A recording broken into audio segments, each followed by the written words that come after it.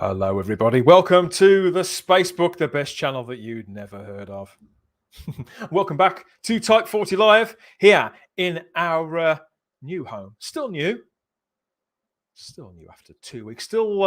Yes, it's still our new home on a Thursday evening at 8 p.m. UK time and whatever time zone or time stream that you're joining us from all over the world or in maybe a couple of other worlds.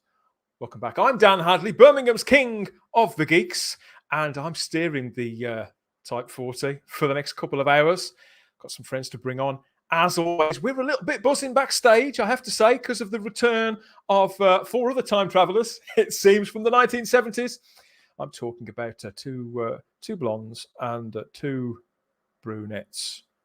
Well, they used to have beards. I don't know how they look now. But yes, ABBA are back, everybody. We're going to get into that in a little moment. Believe it or not, some real-time travel there with ABBA. How are you? Who have we got? Who's with us this time? Oh, a packed chat. Thanks for being here, everybody. Garbage. Bit of feedback here from Garbage, who says hi. And they're loving the time slot.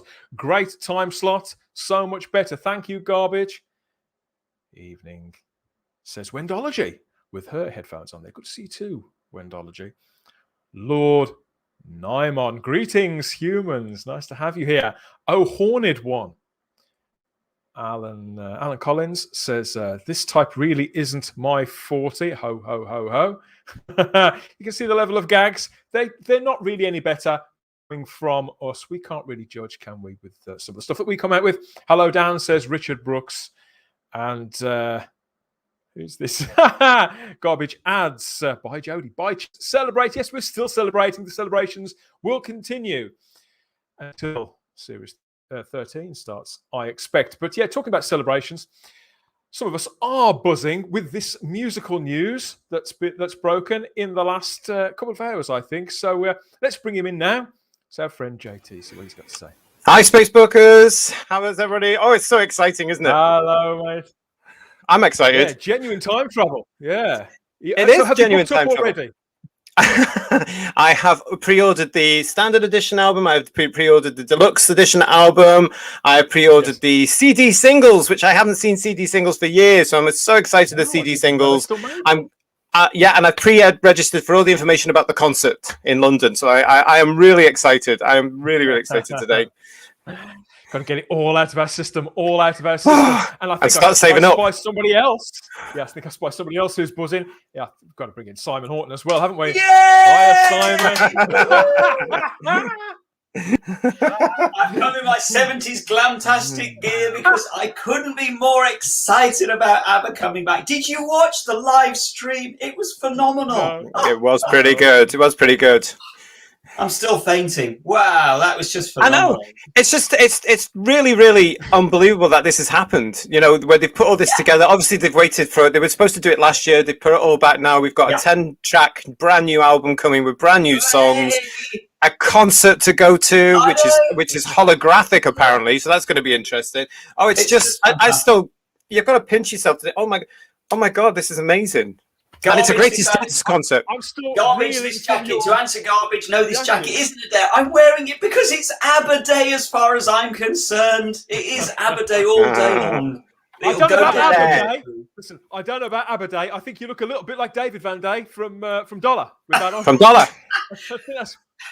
I love Dollar. Everybody knows I love my music as much as I love my Doctor Who. I love Dollar, so I'll take David Van Day as a compliment. Alan Collins adds that I want Hartnell or Troughton back as holograms. Be careful what you wish for. Technology and science, it's all evolving. Entertainment is evolving, isn't it? Definitely. Let's see. Are you a music lover as well, Charlotte, by the way? Yeah, I do like my ABBA, mainly because of the musical. That's how I sort of knew the songs, and then I went back. And a few like all-inclusive shows in Tenerife on holiday. You'd always get an ABBA like tribute act. So. Yeah, I think it's the law. It is, isn't it? It's funny. When I found out a week ago that there was a big ABBA announcement tonight, I was thinking, okay, if this clashes with Live Type 40, I'm not going to be doing Live Type 40. I'm going to be watching the ABBA launch. I'm sorry, I won't be it. Dan, you've been replaced. You would have been. I mean, obviously, I'm too young to remember ABBA the first time. Obviously. We all are. If you believe that bullshit, you'll believe anything. But yeah, it's incredibly exciting. But yeah, music, of course, generally speaking, music is, I'd say, quite a personal thing. You know, not everybody gets it where ABBA's concerned. And believe it or not, not everybody gets it where Doctor Who's concerned.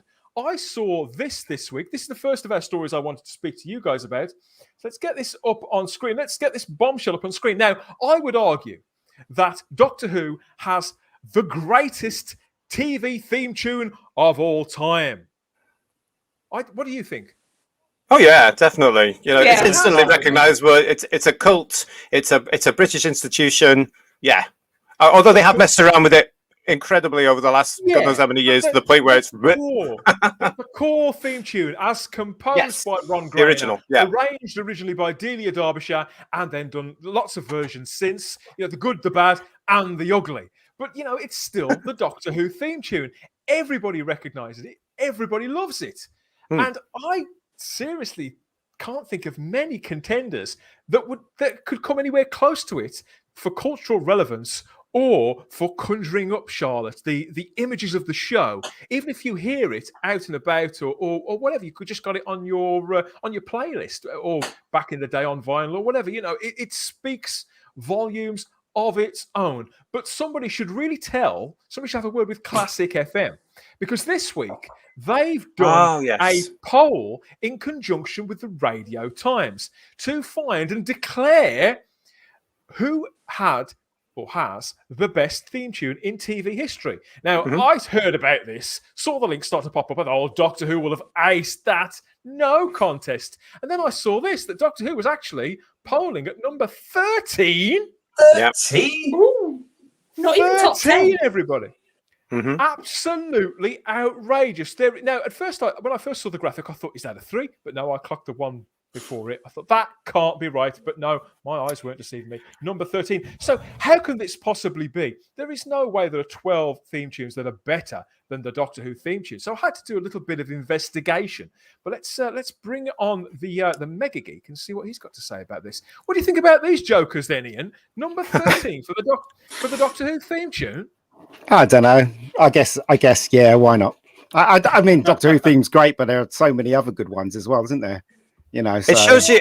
It could show you where it is, because this poll went through the public, and it could show you where Doctor Who actually sits now with the public. Maybe we should look at it that way, because if you look at what was number 1, and you look how high Downton was with that beautiful score from Downton, and when number 1 came out, and because I was listening to it, number 1 was, I thought, that actually makes sense we're going to take a look now. We're going to take a look now at where. So, okay, if Doctor Who is at number 13, there are several theme tunes which one could consider its equal. You know, for example, The Simpsons or The Twilight Zone or Star Trek. These big shows with big themes that everybody recognises. So I was very keen to see who the Radio Times had decided were the ones that are above it. Inspector Morse? Polling at number 1. That's so dull. It's classical though. It's Inspector Morse. So we can see Doctor Who here. Well, we won't be able to when I turn this off. We can see Doctor Who there. We can see Doctor Who there, right at the bottom, number 13 there. And in the top spot is Inspector Morse. Now, I love a bit of Inspector Morse, but I struggle to remember what the theme tune was like. And you think, well, what are the other ones that fill in the other slots? Well, what about Wolf Hall, Band of Brothers? I don't know how those go. Game of Thrones. I don't know how those themes go. Nobody does. The only one I can think of here that really is, well, actually, there's 2. I'd say Game of Thrones is a memorable theme tune and really distinctive. And the other one would be Van der Valk, the Van der Valk thing. Because that has an Eneden line. To be fair, I went to number 1 Van der Valk, didn't it? It was exactly. It was a number 1 hit record in. Well remembered, sir. Pop pickers. But what was the other one you just mentioned there? The Eneden line. The Eneden line. That's very, very memorable. But nobody's seen a single episode of the Eneden line for 40 years, JT. But the Eneden line is a piece of classical music anyway, and this is Classic FM and the Classic FM listeners. Yeah, and you know, I mean, it was the BBC took this piece of classical music put there. When it comes to Wolf Hall, Garbage was asking there what Wolf Hall. Wolf Hall was a drama which also had this sort of Elizabethan classical style feel to it. What was the theme for Blue Planet 2? Again, orchestral.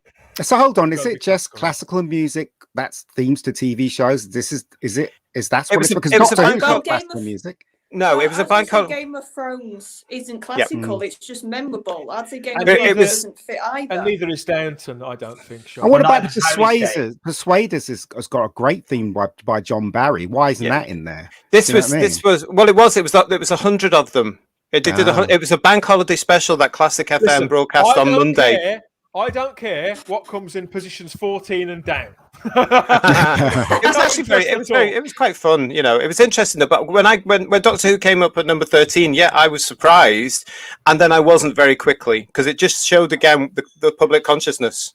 Is that all British stuff? Is it all British themed for British shows? Is it? No, there were a couple of American ones in, like you got your Game of Thrones in there, and a couple of other things that were there. But it was mainly a mix of either shows that had used classical music or had done orchestration theme tune music, or there was a variation of an orchestration. I'm with Jamie Pring. Sorry, Jamie's watching over on YouTube. The theme tune to Minder is Drunk Karaoke. That should definitely be in the top 10, Simon, for one. Well, let's be honest. When it's sung on the television show itself, it sounds like Drunk Karaoke. Bless him. Yeah, you're right. You're right, Simon. It does. Right. Yeah. The idea. I'm still sticking with my original diagnosis. I think even if you're looking at classical stuff or things with classical strings, that Doctor Who should still really be number one. Sort yourselves out, Radio Times. Sort yourselves out, Classic FM. This is an absolute national disgrace. And I do wonder, in all joking apart, 5 or 6 years ago, I think that Doctor Who would have certainly been a lot higher up. Maybe Game of Thrones would have been higher still, because that's another show that has suffered a decline in popularity. That is unarguable. But yeah, a little bit of fun there at the expense of Classic FM. I love Classic FM, by the way. I really like Classic FM. I'm not having a bad word said about them. Stop it. You've been told. Well, yeah. That's so. Yes, let us know what you think. If you agree with that poll, maybe we've got it all wrong. Maybe you agree with JT and you think it's a fair one, or maybe you're going to target them. Go and tweet at Classic FM. Tell them we need a recount and we need it now. Like the Jodie Whittaker fans always want a recount. The Jodie Whittaker fans always say, "Oh, we're going to have a recount. She's the number one." Yes. Unlucky 13 seems to be plaguing Doctor Who at the moment. Says Dr. Blaze. I don't. Hi, Dr. Blaze. That's a nice picture, isn't it? It's a good picture, that. Other great theme tunes. We've got Joe 90 here from Barry Gray. Joe 90. Thunderbirds. Thunderbirds, I used to get called Joe 90 when I was at school. People used to call me Joe 90. Gosh, what a surprise. Why? Wow, that's extraordinary. I don't have a clue what that is. So. Oh, shut up! You're just too young, showing off. Yeah, it came before Thunderbirds. Captain Scarlet. Yeah. Yeah, that was around 1969. That was Bobby D75 mentions my favourite one, the Tomorrow People thing. That's a good theme. That's number one. That's a good theme. None of them, even that can't possibly touch, can't possibly touch Doctor Who. We have. Yes, so what I remember, if you've been here and listened to this already, listen to all our waffle there about the theme tunes and ABBA and whatever else, and you're still here, then you must like what you hear. Please like the video while you're here. Whilst I remember, like the video, subscribe to the channel, because we do these live streams now every week, 8 p.m. Do we? Some of it's even about Doctor Who, everybody. Yes, 8 p.m. every Thursday evening. Like the video, subscribe to the channel, and hit that cloister bell so you get the notifications about when we go live next. And what have we got for you next? Because we've got a couple of guests on the show this week. We're about to bring them in now. So who shall I start with? Yes, this gentleman. If any of you have ever heard the incredible fan audio series Doctor Who: The Final Game, which I think started release around 2 years ago. There was 6 parts all in all that finally sort of brought to reality that final third Doctor encounter with Roger Delgado's master. So that's the notorious, I suppose, missing story that was going to originally top off the John Pertwee era. But of course, the death of Roger Delgado meant that couldn't happen, and we got Planet of the Spiders instead. Well, this gentleman, he worked very, very hard to assemble the story, to assemble a voice cast, and bring it to all areas. It's available to listen to on YouTube at the moment, and he's got several other projects on the starting grid. Here to tell us all about them, it's Chris McKeon from Black Love Studio. Woo! Hi, Chris. Hello. Nice to speak to you again. Thank you so much. Can you hear me? I know you had some problem with my microphone. We can hear you. Yes, we can hear you. So, yes, welcome back to Type 40, live this time. We're live on YouTube, which is the world's largest streaming platform, as I'm sure that you know, and over onto Facebook too, with all our friends there in the Type 40 Facebook group. So, yeah, when we last spoke, you'd completed the final game. It was out. People were loving it. But you've got several new projects that you want to tell us about, haven't you? But there's one in particular that you need a little help from the Doctor Who community to make happen. And it's connected, isn't it, with a couple of Doctor Who legends, I think it's fair to say, absolute standout legends. Going to get them on screen if I can. Have I got the picture? Okay, yes. No, I haven't got it. Hold on a moment. Yeah, give me one moment. So, yeah, you told me about this project it's going well, isn't it? Ago. It's going this well. is normal. You told me about this project a little while ago, and yes. I found it difficult to imagine what you had in mind and how you were going to get there. And I question not your sanity as such, but the ambition of the piece. But yes, it involves these two Doctor Who legends. We're talking about Sarah Jane Smith, as originally played by the late Elizabeth Sladen, and Brigadier Alistair Gordon Lethbridge Stewart, the late great Nicholas Courtney. Now, they both passed away 10 years ago, didn't they, Chris? So what is it you've got in mind to do now to mark this, to commemorate them? Well, since their passing, I wanted to do something. As a lifelong Doctor Who fan, and growing up with the classic and the new series really pretty much the same time, and growing up with the Sarah Jane Adventures, and which was Elizabeth Sladen's spin-off with her as Sarah Jane Smith in the lead. When they died pretty much at the same time, that really kind of closed off an era of Doctor Who. At least it felt that way. But there was the added blow in that Nicholas Courtney, as probably a lot of people here know, was supposed to be in an episode of the Sarah Jane Adventures called The Wedding of Sarah Jane Smith back in 2009, where he was going to meet with David Tennant's 10th Doctor. Nicholas Courtney appeared, of course, in a previous episode of that series, so we got to see him, but only with Sarah Jane, not with the Doctor, and he's more associated with the Doctor. So I wanted to do something about that loss. And what you said, the scale of the ambition, you think about it, I think, what can you do? You could make a poster, you can write a book or something, but what would feel right? What feels up to the challenge or up to the scale of that series? What feels correct? And I decided about 2 years ago to film with not in the sense of animation, but actually film the Brigadier scenes that were cut from The Wedding of Sarah Jane Smith with new actors and costumes and such, but using professional equipment and such to bring this about. And as you can see in the photo here, this is a photo of two of the actors involved in the story. On the right is Kendall Whitesides. He plays David Tennant's Doctor. And on the left in the photo is a man named David Lane, who plays the Brigadier. And you can see in the photograph, too, this is important, at the kind of the corners, those cameras. That's a Black Magic film camera. You got two. We have two, yeah. Yep. Wow. We use Black Magic cameras, so film industry standard cameras. Yeah, we used a green screen studio. You can see there. That's an impressive green screen studio as well. That's it good. was. I will say it was one of the many miracles of getting this project off the ground, because this was filmed in the city of Orem, Utah. I'm from California, but I was going to school in Utah at the time, and I toured several studios, green screen studios, as candidates. So can we film here? And there were several studios that were nice, but the green screen might have been 7 feet high or something, just like a wall.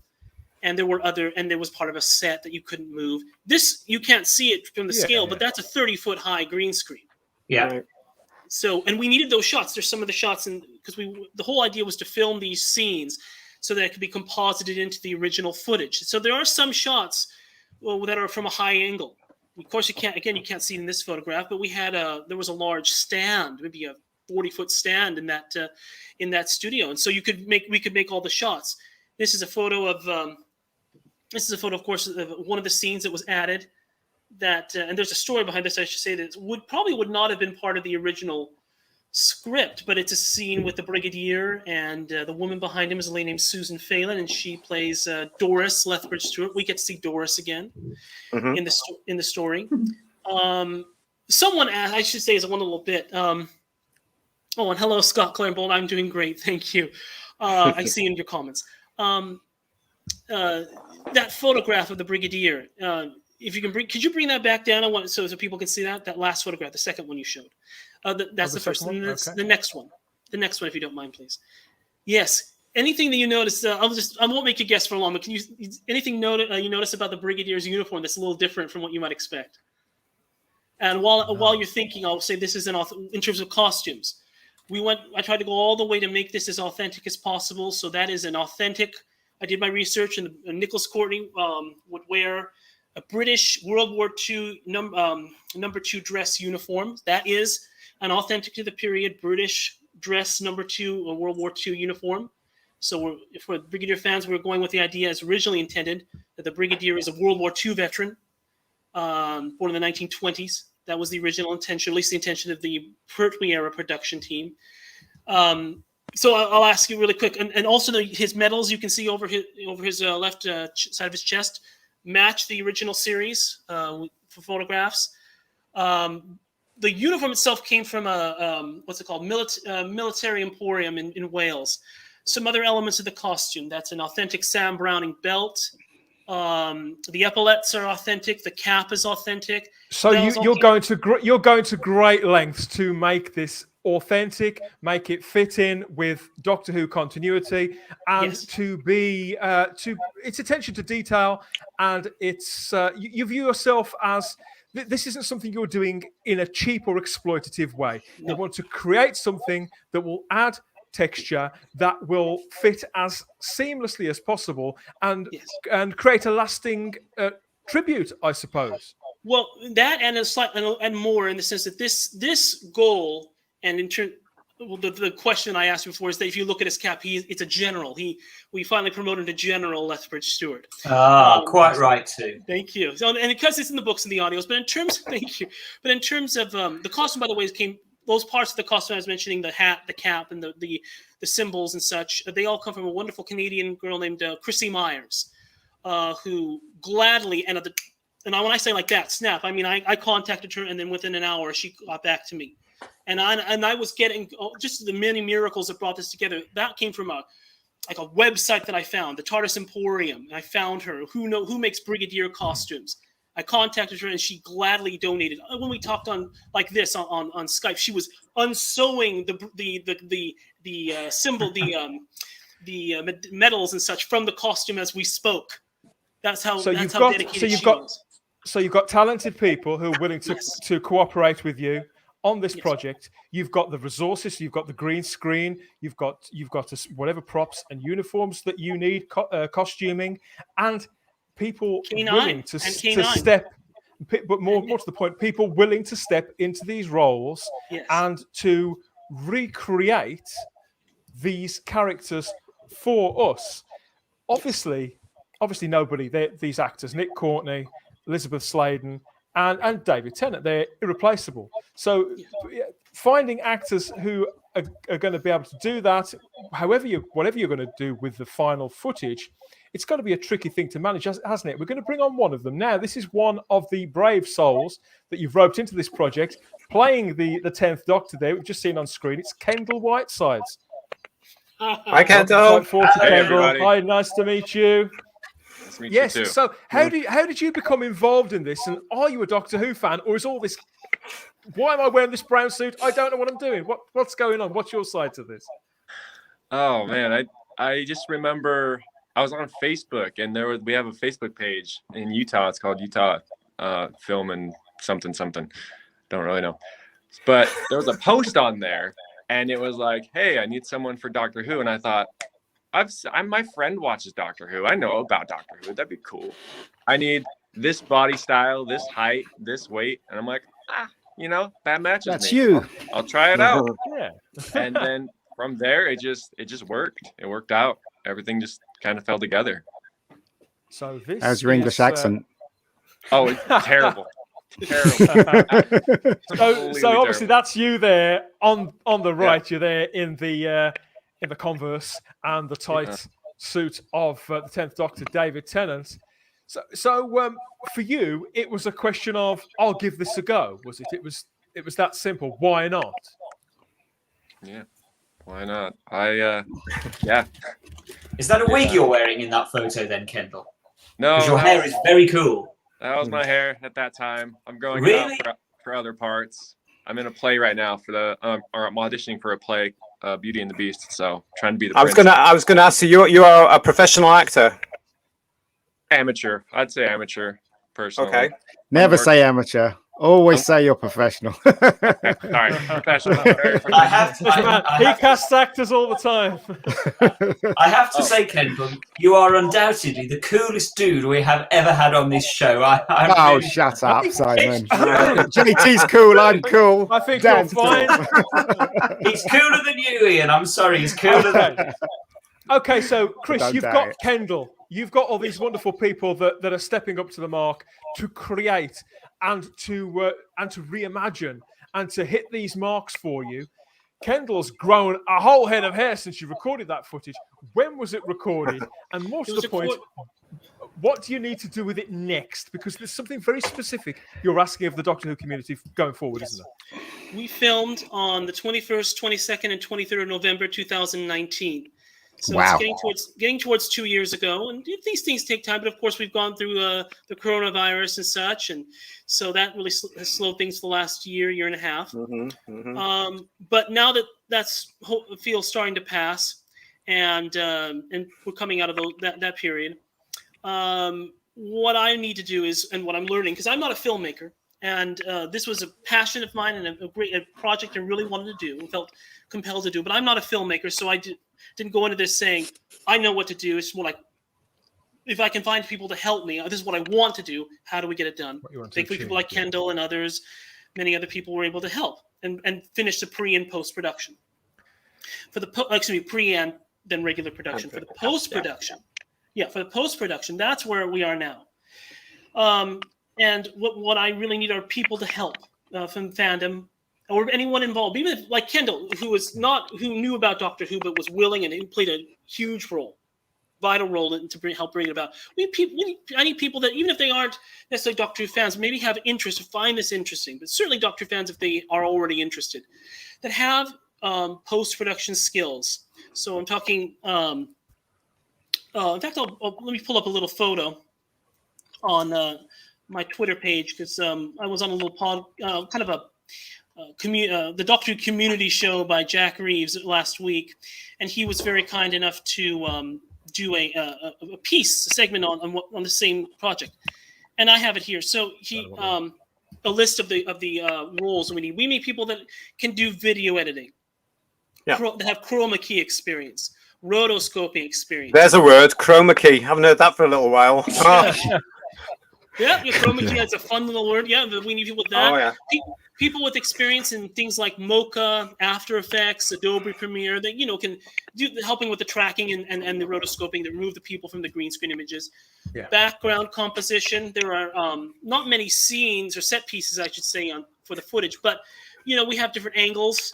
Sometimes half the shots will be simply we're trying to put the Brigadier or Doris into a shot, and so the footage is already there. But sometimes we want to take Kendall and David, the Doctor and the Brigadier, in a shot together, and we might have the background, but maybe not at that angle. So we need background composition to extend the scenes. We need audio and Foley people, color correction, people with color correction experience, and then to create an entire domain that all of this action is going to take place in.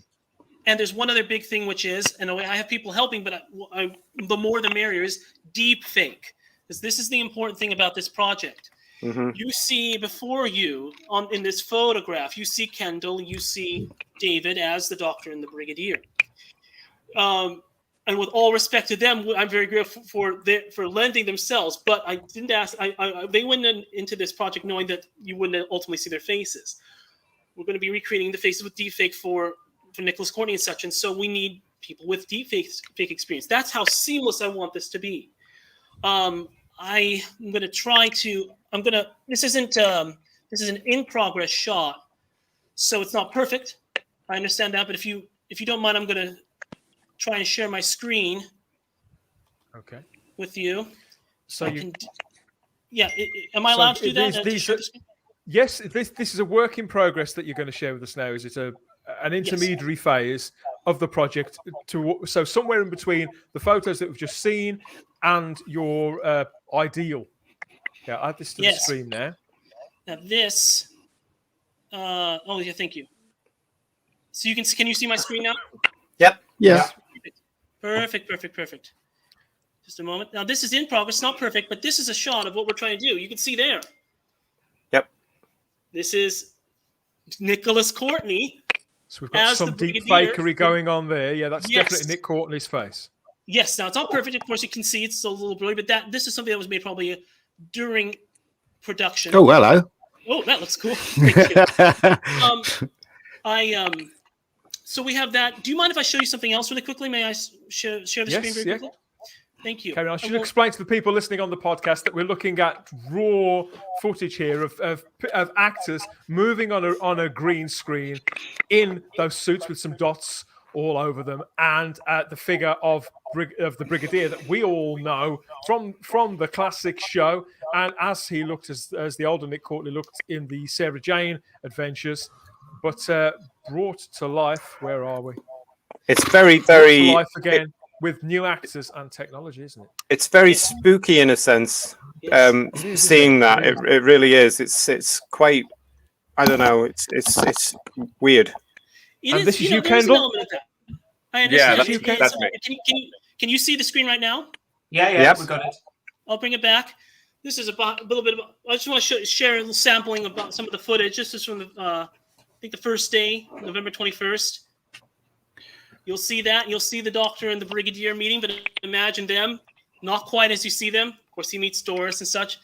Kendall was amazing as the Doctor. I mean, Kendall, I just want to ask you, Kendall, do you remember? I'm not trying to take over, the questions, Dan, but Kendall, do you remember this shot? When you kind of met the Brigadier for the first time?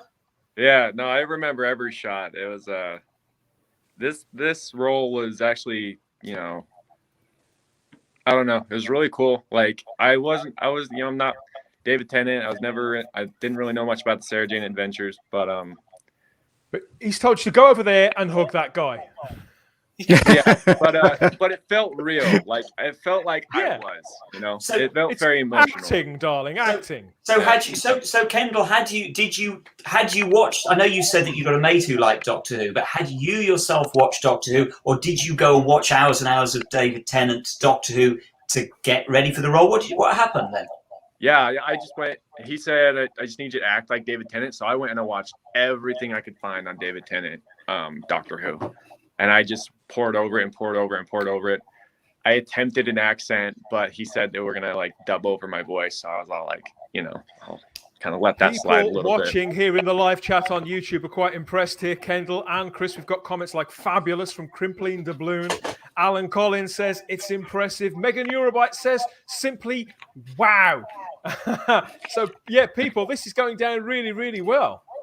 My feeling on watching the footage that we've just watched there now, my feeling is I think there is some reasoning in doing deepfake to put David Tennant and Nicholas Courtney on there, but I honestly think there is some justification in putting the footage out with the existing actors, with Kendall and whoever it is that's played the Brigadier, because those are good likenesses, and I'm not saying don't do the deepfake. I'm saying, are you sure you want to go down the deepfake route? It doesn't look that necessary to me.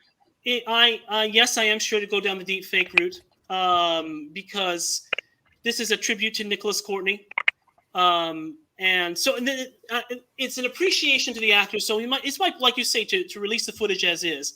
And so I want to show, to honor Kendall's and David's contribution. I want people to know that they were there. So of course I will want. That's why I'm showing the footage as is. But if I want to go the deep fake, absolutely, because are you going to be putting this into? Are you going to be putting this into the episode of Sarah Jane? I see. This is good, right? And I should say this right now. There is no money being made off of this. In case anyone's wondering, am I trying to make money? Am I trying to gain recognition for myself? No, not a bit. This is volunteering work. The people that this production was all voluntary. I'm asking not for money for the post-production. I'm asking for people to help to bring this about. Why am I going the deep fake route? Because this is our chance in a way to go back to our grandparents' home, to go back to the attic of Sarah Jane on 13 Bannerman Road, just to go back to unit and see the Brigadier again. In 2009, with all respect to Kendall and to David, you wouldn't have seen them. You would have seen David Tennant and Nicholas Courtney. This is my tribute to Nicholas Courtney, and that's why we're doing the deep fake. So you will, so that future generations will never, in a way, never have to ask, or say to themselves, "Oh man, it would have been nice had he been there," or was Nicholas Courtney able to be there? I want people now to think to themselves, "Oh yeah, he was there." There is the reality that he wasn't. I think you're going to have to grade what you've shot together with the grade that in the actual episode itself, and you've got to match that grade. And that should be. If you've got someone really good, it's doable. If you've got someone really good with grading and stuff like that, it's just a deep fake thing. You have to find someone that can do it really well. I have a guy. I'll shout him out right now. His name is Parker Hinckley, and is he going to do it? He is doing it, and I welcome people if they have these skills to add their skills. We're all learning. We're all coming together and contributing and pooling our resources. So I welcome people to, just because I say we have Parker Hinckley who's doing it. Please, if you are interested and you have deep fake skills, don't say, "Oh, well, then he has somebody." I want as many people as possible to join our project so we can reduce the workload on each person, on each volunteer that helps us, so that we can get this done quickly and that no one feels overloaded. Who could work on this?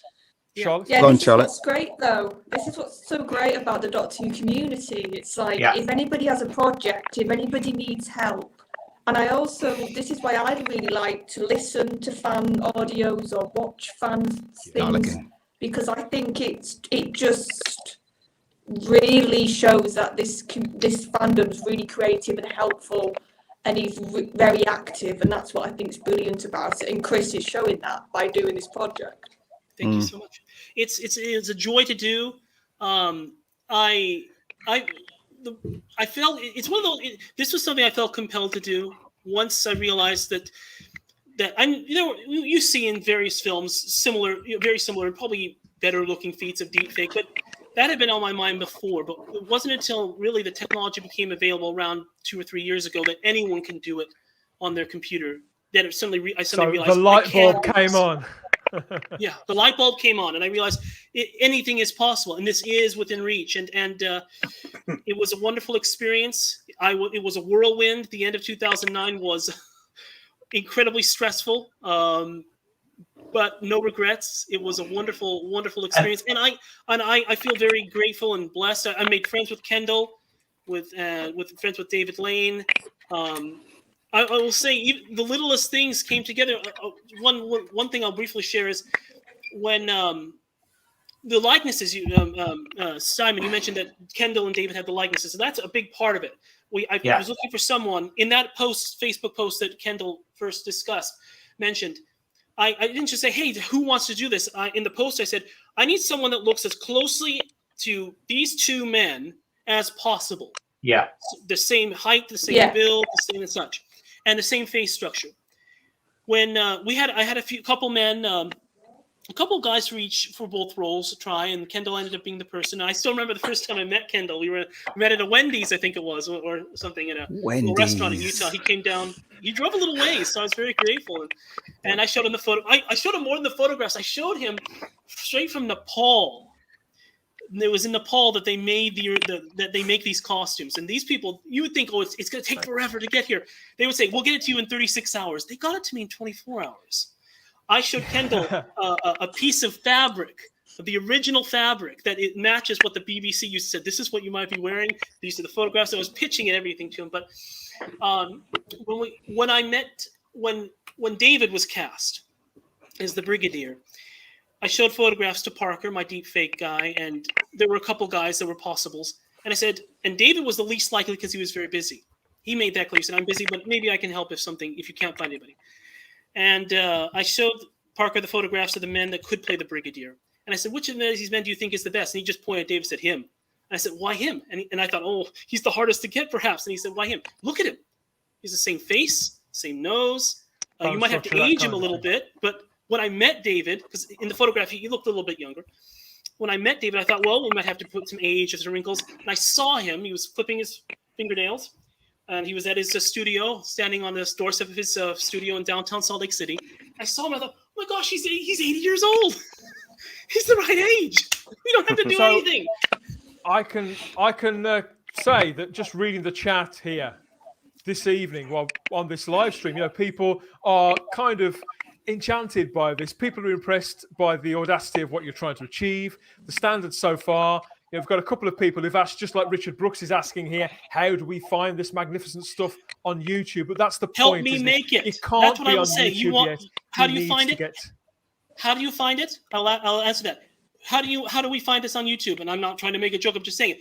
Everyone that can help in all the things that I've mentioned, chroma key, rotoscoping, Mocha, After Effects, deep fake, color correction, grading, come out of the woodwork, please, and help me. Contact me at Studio Glove on Twitter, I can leave a link for my personal email address. Look, if you give me all of your contacts, contacts, we will put all the contact information in the description of this video. We'll tweet them out too. It'll be in the show notes of the podcast as well, so people will be no doubt about how to get in touch with you. We'll do everything we can to put you in touch with the right people, because as Charlotte was saying, there is no community like the Doctor Who community for creativity, for passion, and for people willing to go the extra mile. I'm sure they'll be happy to work with you to get to the solution, to create the magic that you're trying to create as a tribute to two people who are sadly missed, deeply respected, irreplaceable. But this is going to stand as a lasting sort of kiss back from the fan base to these two wonderful actors. And I will say this: I know that you are right, because I have no doubts that this will be completed. And the reason why I have no doubts is because I'm asking for help with post-production. I'm not asking for people to help me to film this, or to asking for casting or ideas of how do we get this off the ground. We've done this. We have filmed it. I have the footage in my terabyte external hard drive right here. We've done it. We've completed that on the set. Just before the first day we got there, we were on the set. Everyone was getting there. Parker Hinckley is a wonderful man, and my DFake guy, and he said, when he's just standing there with kind of eyes shining a little bit, and he's kind of got his arms folded, and he said he's just looking at the set, and he'd been there from the beginning for the last 6 months, from me just saying, hey, can you do this, to we are on the set, we have everything, even catering, and he's just staring there. He says, if you ever want to believe in signs that some things are meant to be, this is it. And that's how I feel too, absolutely, because I'm here now saying, help me to finish it, not helping to make it. Help me to finish. That's why I know there's no doubt in my mind that this. And presumably, all of this was shot on green screen. There is no set, to be clear. It's all green screen. I'm interested to know how did you get with filming on green screen? And Kendall, had you acted on green screen before, or was this all new to you? I done blue screen once, but that was a long time ago. Then blue screen, blue, yeah, it was blue. Yeah. It was definitely not as intricate as this. Like this was just. They have experience. Chris, they have Real Engine. I don't know if you know about Real Engine. That's free. It's a program that basically it's what the Mandalorian uses. But obviously, Mandalorian uses huge screens. So Real Engine follows you around. So if you connect to your camera and you move that way, the background will move with the person. So look into Real Engine and maybe find someone that can actually use Real Engine. Real Engine is free. You can download that. So just try and look for that as well. That would help. Thank you for telling me too, and thank you for telling me that. I'll just call you Mega Geek because I don't know your name, but Simon, to answer your question, most of it was green screen. The first 2 days. On the 23rd, if you don't mind, Dan, may I share this too? Share the screen. Can you bring? If you can, maybe you can control that for me really quickly. I just want to show you. Thank you. We filmed on the last day at a man's house in Provo, Utah, and we have I don't know if you can see this, but yeah, we were on set. We have some location filming, and of course there's David and there's Susan. There's Stephanie Acton, who plays Sarah Jane Smith.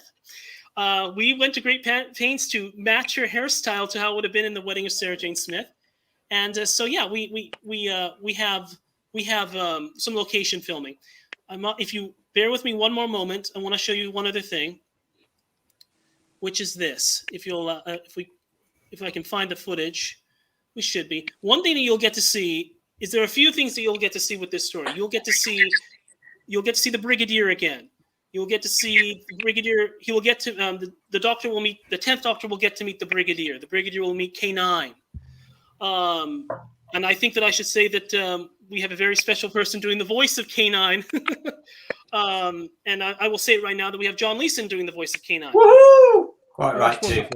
Thank you. He was very kind. I asked him to record a little bit of dialogue of him meeting the Brigadier, and he did. Got back to me the next day and recorded it, and I didn't expect it. I had hopes, but I didn't expect it, and I didn't know what to expect. I expected maybe a while. It was about 6 hours later. And he was so kind. But you will get to see the Brigadier and the Doctor say goodbye. And kind of in a somber thing, which is the last thing you see of the Brigadier in kind of the last shot, if you can see this, is that you get to see him hang. I won't show you everything, but you get to see him hang up his uniform for the last time. This is not just simply. It's not just simply affair. It's not just simply he sees the Doctor again. And David is such a wonderful actor. How he played that scene, knowing that he is hanging it up for the final time. He'll hang up his uniform. And then I should show you this one other thing, which is the last shot. What we're looking at are further scenes from Chris's raw material here of the actors in costume acting out these scenes before the work is done to finish them, to take them to the point where they'll be able to be viewed and salivated over by the Doctor Who community. We've got one more to look at. Yes, right here. We're going to have to move on, Chris. Of course, I understand. The last shot will be the Brigadier talking to Doris, and Doris will say to him, was this really your last battle? And kind of matching what you saw on Enemy of the Bane, the camera will come and he says, no, I've hung up my uniform for the last time. Unless I hear the blue police box has been found somewhere, and then don't you worry, I will be ready. And he says that to the camera because that's the Brigadier saying goodbye to us. Oh. It does sound very. I mean, obviously your audio work is just as painstaking and respectful and romantic and all those things. And this sounds very much in the same vein, but obviously several steps along. Really, really ambitious. And everybody at Type 40, obviously, we wish you every luck in the world. Good luck with getting this finished. Yes, it's very, very impressive. And I think that people in the chat here are very, very keen to see it come to reality. So if you know anybody, if you're out there watching, you've got any of these skills that Chris is asking for, that they're looking for to make this happen, to make it complete, please get in touch. Either get in touch with get in touch with us here at Type 40 on the social medias or in the comments section, or get in touch direct with Chris. We can put you in touch with him or whatever else. We'll make sure that you're in no doubt about where to find him if you've got the skills to contribute to this new project. What's going to be the title of it again, Chris? It is The Wedding of Sarah Jane Smith. I think if there's a title, if you want to differentiate it from original, maybe you could call it, we call it The Wedding of Sarah Jane Smith Redux. Maybe I might give it a more official title, something like The Wedding of Sarah Jane Smith, All Guests Attending or something. But it's The Wedding of Sarah Jane Smith with the Brigadier. Who's not going to want to see that, JT? Yeah, it's a very ambitious program. And project. So best of luck to both of you. Yeah, good luck. Thank you. Good luck. Yeah. Can't wait to see the results of that. Even though I appreciate, Kendall, that you probably have no idea what we're talking about with some of this, but I think it's incredibly game of you to come to talk about it and to take this job on, where ultimately your face is going to get covered up. But but you're still you're going to be an unofficial Doctor. I think that people will still be interested in your side of this story too. So thank you both for coming on with all of this. It's been absolutely fascinating. We've got several people wishing you good luck as well, and the wedding of Sarah Jane Smith. Yeah, I think the send off that Liz Sladen probably deserves there from the Doctor Who fandom. I like the sound of that. Talking about other momentous days, everybody. I've just been hearing this week something that I wasn't aware of. I don't know if you guys have seen this. This is it's been in the papers this week from the Metro. Peter Capaldi, everybody. We love Peter Capaldi, don't we?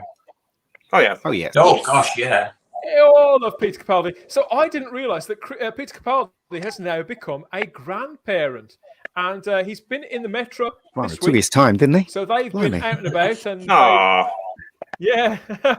taking some photos here of Peter Capaldi showing off his parenting skills as he stepped out with his daughter and new grandchild.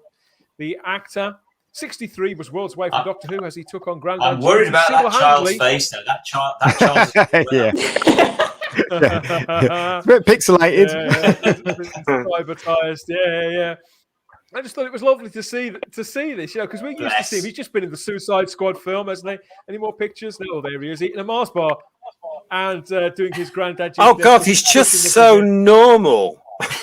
Yeah, but he always strikes me that way, though, JT. I think that's what I like about the man so much. He's Glaswegian. About him. You cannot get more down to earth than a Glaswegian. Well, it was just lovely seeing him out and about. Yeah, and especially congratulations, Peter. He can't hear you. Oh dear. Okay. Give her a couple of. It doesn't matter. It's we've all got technical problems now and again. The sound will come back in a second. What were you saying, Charlotte? I was going to say, especially as the last couple of weeks, it wasn't nice press he was getting. So this is a nice bit of positive press. Charlotte sounds like she's in the next Doctor. Yeah, you sound Dalek-y. I'm getting. No, it's that woman that became the cyber leader. Remember in the next Doctor, she sounds like her. It's that. What technology are you using there? I mean, have you got the decoder, the voice coding? Dial up. We've got a comment here from Mega Neurobyte who says, at least the Mars bar wasn't battered. Oh, yes, very true. Very true. I don't think people do that. Do people still do that, JT, in Scotland? Yeah. Or was that over? Oh no, not across Scotland, but only in Glasgow at probably about 4 o'clock in the morning when you come out of a club, if you're allowed in a club, which we're not really at the moment. They are the best, though. They are the best. Again, congratulations on becoming a granddad to Peter Capaldi. Wonderful stuff. Part of the Doctor Who family, of course, and we're just really, really happy for them when nice things happen. Yeah. Talking of nice things, Simon, I think it's that time again. That nice bound book that you keep next to your spangly jacket. I can't look at it. Dr. Blaze mentioned earlier on that it's a disco ball jacket. I'm going with the disco ball jacket. To be clear, everybody, I'm wearing it because it's ABBA Day. All right, in case you're wondering. I don't normally. No, you're not. Yes, you do. You're on the bus and everything with it. Katie, only at weekends. We've got photographic evidence. It has to be that time of the show again where we do some deep diving. Now, Kendall, I know that this isn't really your bag. You're welcome to stay if you want to hear some serious hardcore Doctor Who. I'm not sure. But we won't be offended. The little boys here, but the rest of us, we're going to dip in.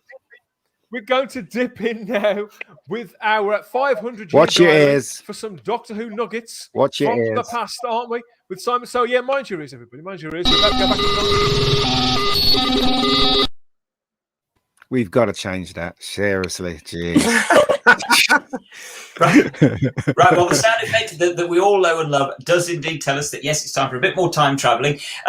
This week is I think one of the most important weeks really for Doctor Who fans because it's the week when traditionally Doctor Who would have restarted back in the autumn schedules on BBC One. This was when Doctor Who would have been, the new season would have been starting for many, many of the years. So believe it or not, this week we're actually marking seven season premieres, brand new season premieres. In other words, the first episode of the first story of a brand new season, and there are 7 of them this week Destiny of the Daleks, Horror of Fangrok, The Mask of Mandragora, Terror of the Zygons, right back to Tomb of the Cybermen. All of these premiered this week. All of them premiered this week. We're not going to talk about them all this week. We're going to this very day, today, we're actually marking 43 years since the Rebus operation, or the Rebus operation, if you prefer.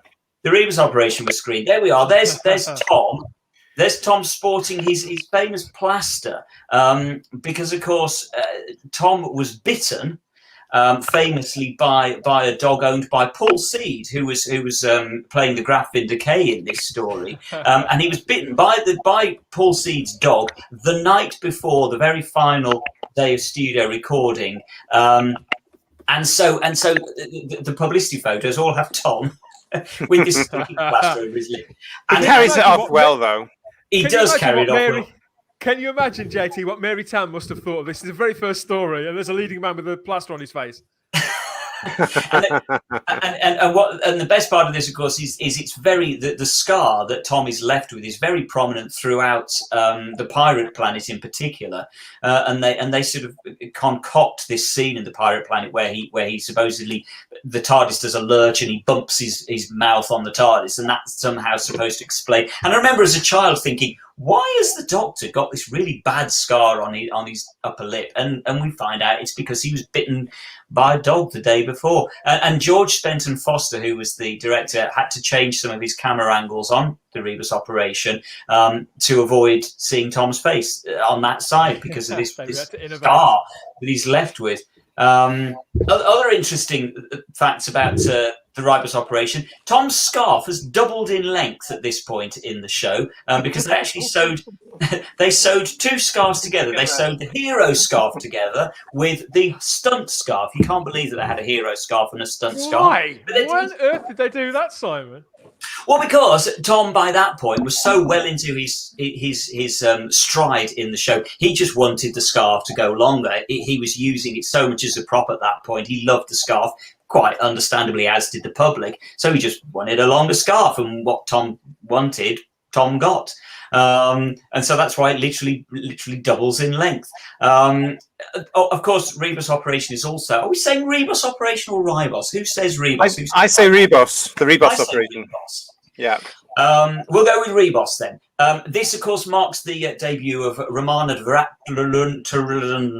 Romana Vratlunda. That's easy for you to say. Is it Fred? Fred, yes. Fred, well done, absolutely even better. Yeah, David Fred, played by the wonderful, beautiful, sadly missed Mary Tam.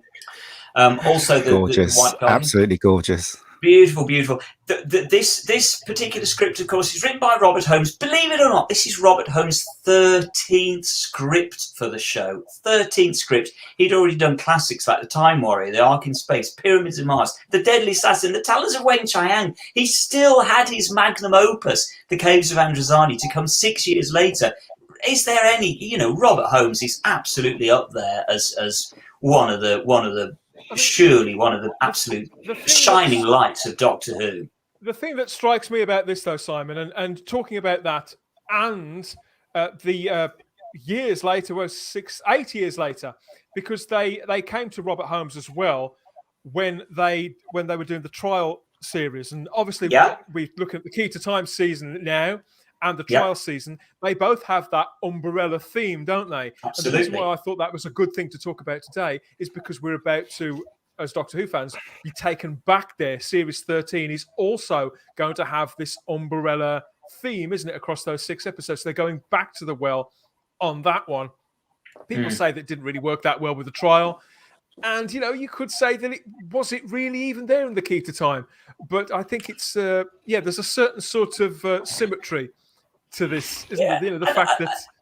And I certainly remember, I don't know about you other guys, Charlotte, bless you, you're far too young to remember this, but for the rest of us that can remember it, I do remember as a child being quite sort of enthralled by the idea of, we didn't call them story arcs in those days, we didn't call them umbrellas, it was just the Key to Time season and that was it. But I must be honest, I was excited by the idea of this overarching story that went across all 6 stories. And I liked that the beginning of each of those stories in that season began with a little recap about where they were with the hunt for the key to time, and ended with them getting the key and adding it to them. I liked that. Did any, JT, Ian? In the run-up to the Rebus operation, in the run-up to the Rebus operation, though, did they publicise the Umbrella theme as much? Yeah, I think so. I can't remember. I can't remember it. Was it JT? I can't remember what it was. I don't know, because they've never, until we get the appropriate season Blu-ray box set where they compile absolutely everything that's in the archives. We can't remember. I was aware of it. I was an 8-year-old, and I was aware this was coming, and I was aware that episode 1 of the Rebus operation would have a new companion in it, Canine Mark II, and a theme that would go throughout the series. And I remember being very excited. It may have even come from something like the Radio Times or the newspapers, because in those days the newspapers would I remember Mary Tam being in the press thinking, oh, there's the new girl, and it might have said something in there about the whole series would be linked stories.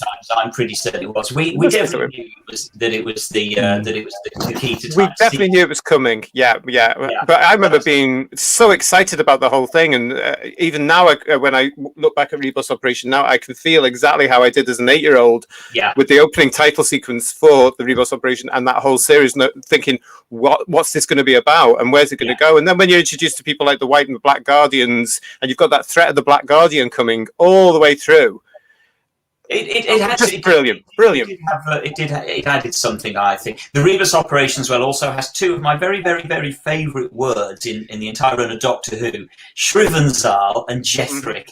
I'm having those. Thank you, Robert Holmes. Those are two good words for Doctor Who. They are. So yeah, the Rebus Operation was definitely height of my love of Doctor Who was blossoming at that point. I was definitely, the obsession was well and truly kicking in with me with Doctor Who at that point.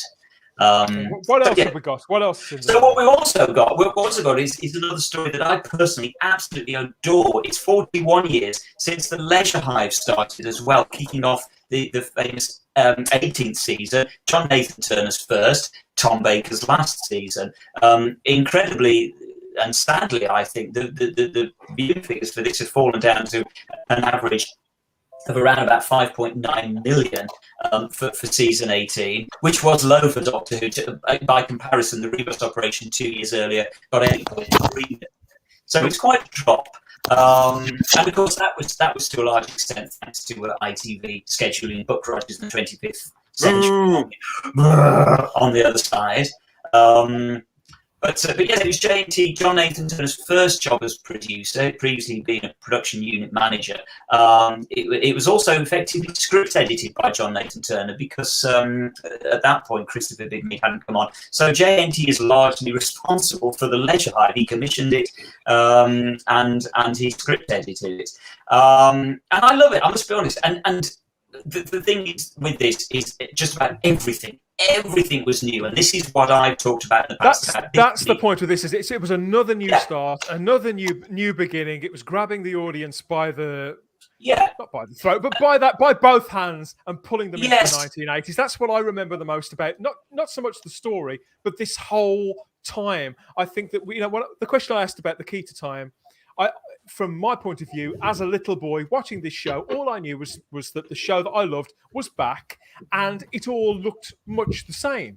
But in this instance, the show that I loved was back, and it looked and felt and sounded and even behaved completely differently. The only things that were the same were the cast and the little tin dog and the blue box, really, but they don't even get inside that really in this story.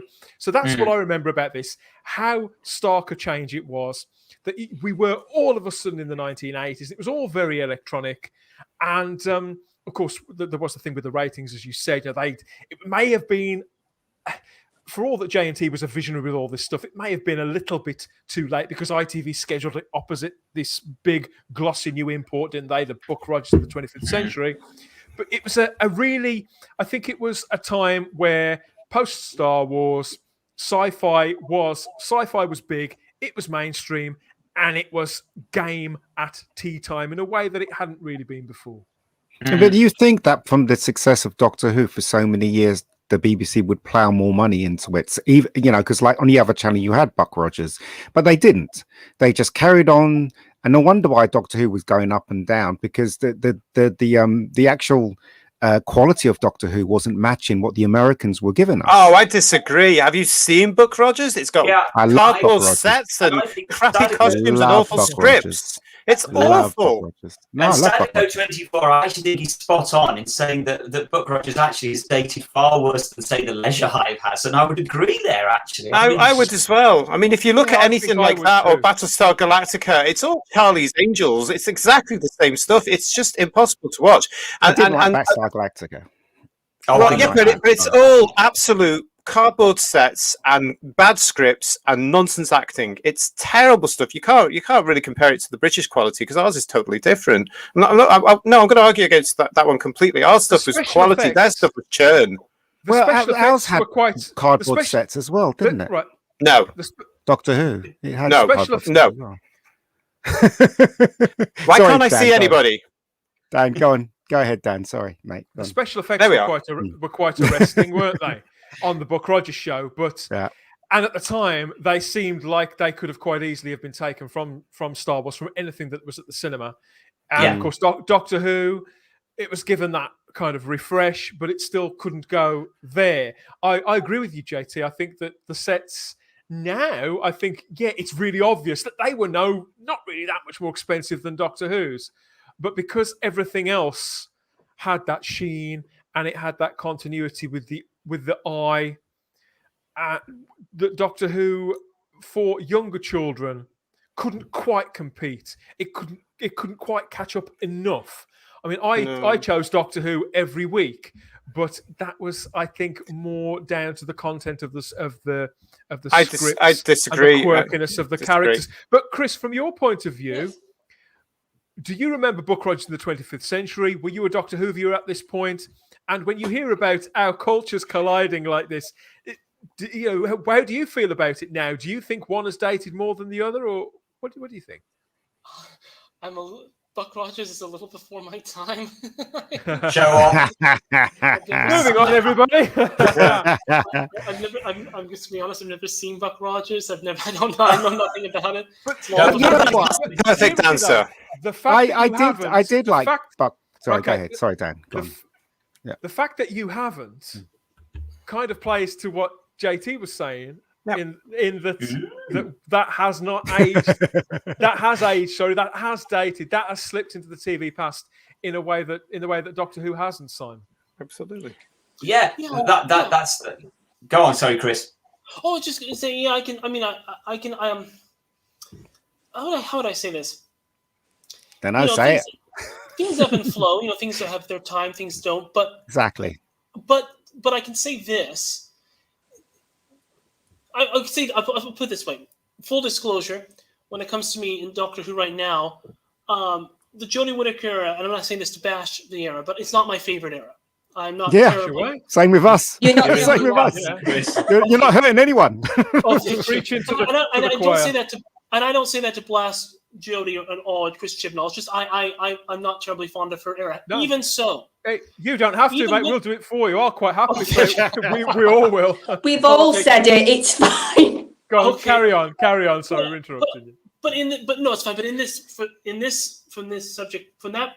from that perspective, it's true. But even not enjoying Jodie Whittaker's era, I would say almost not at all. Even with that, I still would how do I say this? I still would consider myself someone that's willing to give her a chance, even now. Maybe not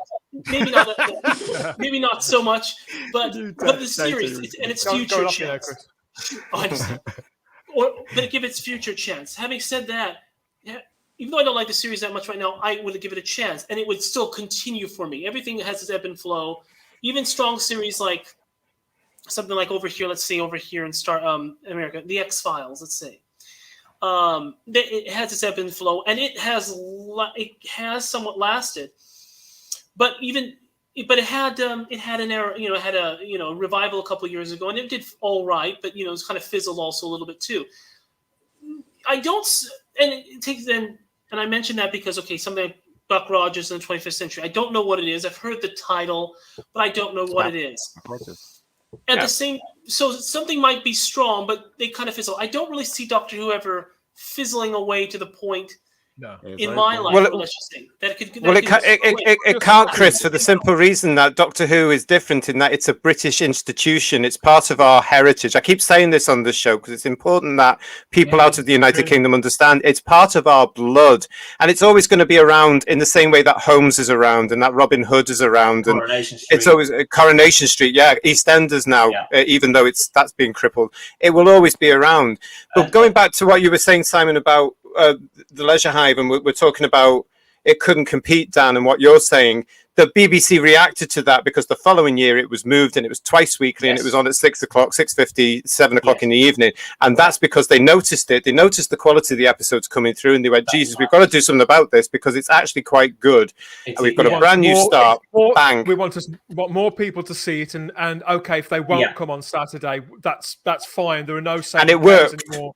We all know the ratings went sky high for season 19, and good for them. Yeah, they did. And the other thing the point that I've made in the past about the Leisure Hive that I think is so important, this is why it works still so well, is because, as you mentioned, Dan, it is a complete new reinvigoration. There's a new costume, a new logo, a new title sequence, new theme music, new incidental music, new TARDIS rock, new everything, and yet it's still undoubtedly, undeniably, intrinsically the same show that ended with the Horns of Nimon the year before. It's still the same show. It's just brand new and it feels new and exciting. And that is how showrunners, to use the modern parlance, and we let that one go. That's how showrunners need to reinvent Doctor Who. That to me is that John Nathan Turner reinvented Doctor Who in exactly the way it needed to be reinvented, and it can still be done again. And yet, it's still within its DNA intrinsically. It's still Doctor Who, and that's why. Well, there are people who somebody else. Let's move on slightly now. But somebody else who desperately wanted to reinvent Doctor Who back in the 1990s was a former scriptwriter of the show, weren't they? Somebody who left us. Somebody else left us. Somebody who left us 30 years ago, wasn't it? Yeah, sadly, Jerry Davis died in 1991, aged 61. Of course, he wrote a number of Who scripts: The Celestial Toymaker, 10th Planet, Highlanders, Tomb of the Cybermen, Revenge of the Cybermen. He also, I think people forget that he script edited a season and a half as well. He script edited the last half of William Hartnell's run, starting with the R, right the way through to the end of season 4, the end of Patrick Troughton's first season, at the Eve of the Daleks. So he was really there for a key part, a crucial period of the series' history. And according to Annika Wills, and who are we to argue, Annika Wills says that it was Jerry Davis that was the one that came up with the idea of regeneration. So in many ways, we kind of have Jerry Davis to thank for the fact that we're still watching the show to this day, if this is true. And you're right, Dan. Yeah, he tried he tried to relaunch the series. He wanted to take over the running of the series, I think around about 1990, and failed. The BBC obviously turned him down, and he went, and you can't help thinking, oh, in a parallel universe somewhere, there's Doctor Who season 27 by Jerry Davis. That I have to be honest, I'd love to see that. I'd love to see that show, because I love his stuff. We've got to remember, along with Kit Pedler, again, he created the Cybermen. Again, the same as with Robert Holmes, he casts a long shadow over the series. He's easily forgotten amongst the Robert Holmes and the Philip Hinchcliffes and the JNTs, but he's key. How I feel about it, Simon, is at a time like this where we're all waiting to see when, or even if, a new showrunner is going to appear. We've got figures like this from Doctor Who history, Ian, who have made their pitch, who were courted to be involved, or who made their claim that they wanted to take it on or to take it back. Both Jerry Davis and Terry Nation. Try and get the show. Verity together. It was the two of them together. Yeah, and Verity did as well, didn't she, JT? Yeah. There were lots of people that put pitches in, but we can't really take it too far because the BBC weren't that serious with those things at the moment. They were just following the law of the land at the time. They wanted the long game, and that's exactly what they got. I think out of all those candidates, it's Jerry's that interests me the most, though, Simon. Because Jerry, as I say, Terry Nation. Jerry and Terry Nation were working together to pitch to get the show, and as I say, it's mouth-watering to think. And of course, bless him, John Nathan Turner, as we've talked about in the past, desperately wanted to move on.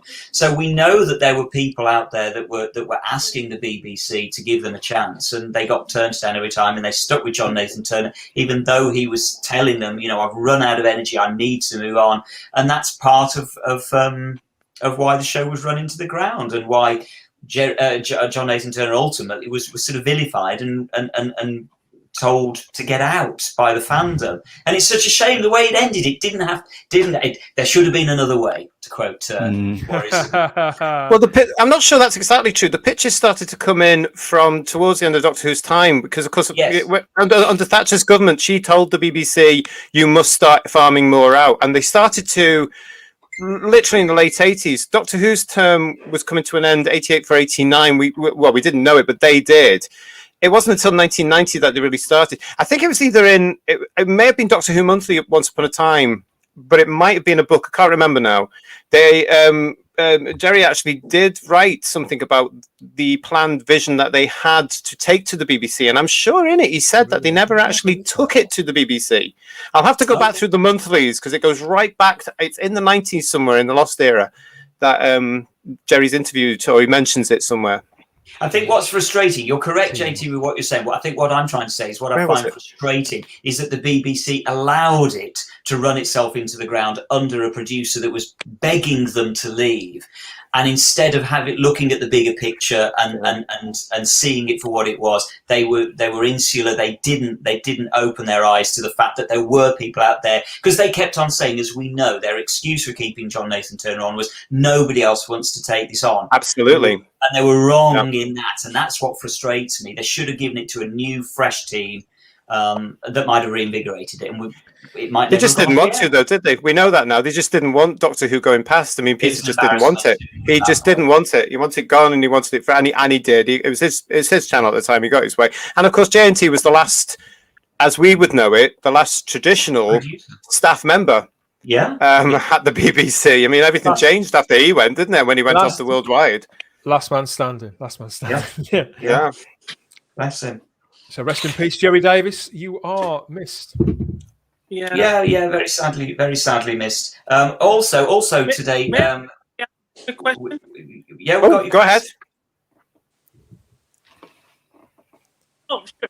I know that you want me to move on, but just very quickly, I'm very curious in terms of showrunners. If you had the chance now to choose the showrunner going forward with people alive now, because the current. Well, with respect, Chris, that is a completely different subject. We've talked about that quite a lot on the show. We'll come round to all that as the show moves on. So if you go carry on. Does that sound like a good choice? Chris, you're breaking up. Okay. He's gone. So, Simon, carry on with the next item. I'm sorry, Chris, I'm going to have to interrupt you now because I can't hear you properly. Okay, right. Very quickly, I'll rattle through a couple. We've got a couple of birthdays today. A much happier note. A couple of birthdays today. Woo! We've got. We're celebrating. Sadly, neither of them are with us. That's the tragedy of this. Roy Castle, the great Roy Castle, would have been 89. Love today. Roy Castle. He would not have been 89. I can't believe this when we realise how old he would have been. I met him about 5 or 6 years before he died, and he was a perfect gentleman. He was unbelievable. I never had the pleasure to meet him. Well, on what grounds were you meeting him, JT? Can you remember? A friend of mine was in a show with him, and I picked my friend up from the rehearsals, I think it was. Yeah, it would have been the rehearsals. And he came out with Roy Castle. Meet Roy. And I'm like, hi, you were in a Dalek film. Well, that's the same fan you are, aren't you? Oh, you were in a Dalek film. And he went, yeah. As if nobody would know. You know, he was a gentleman. He was lovely.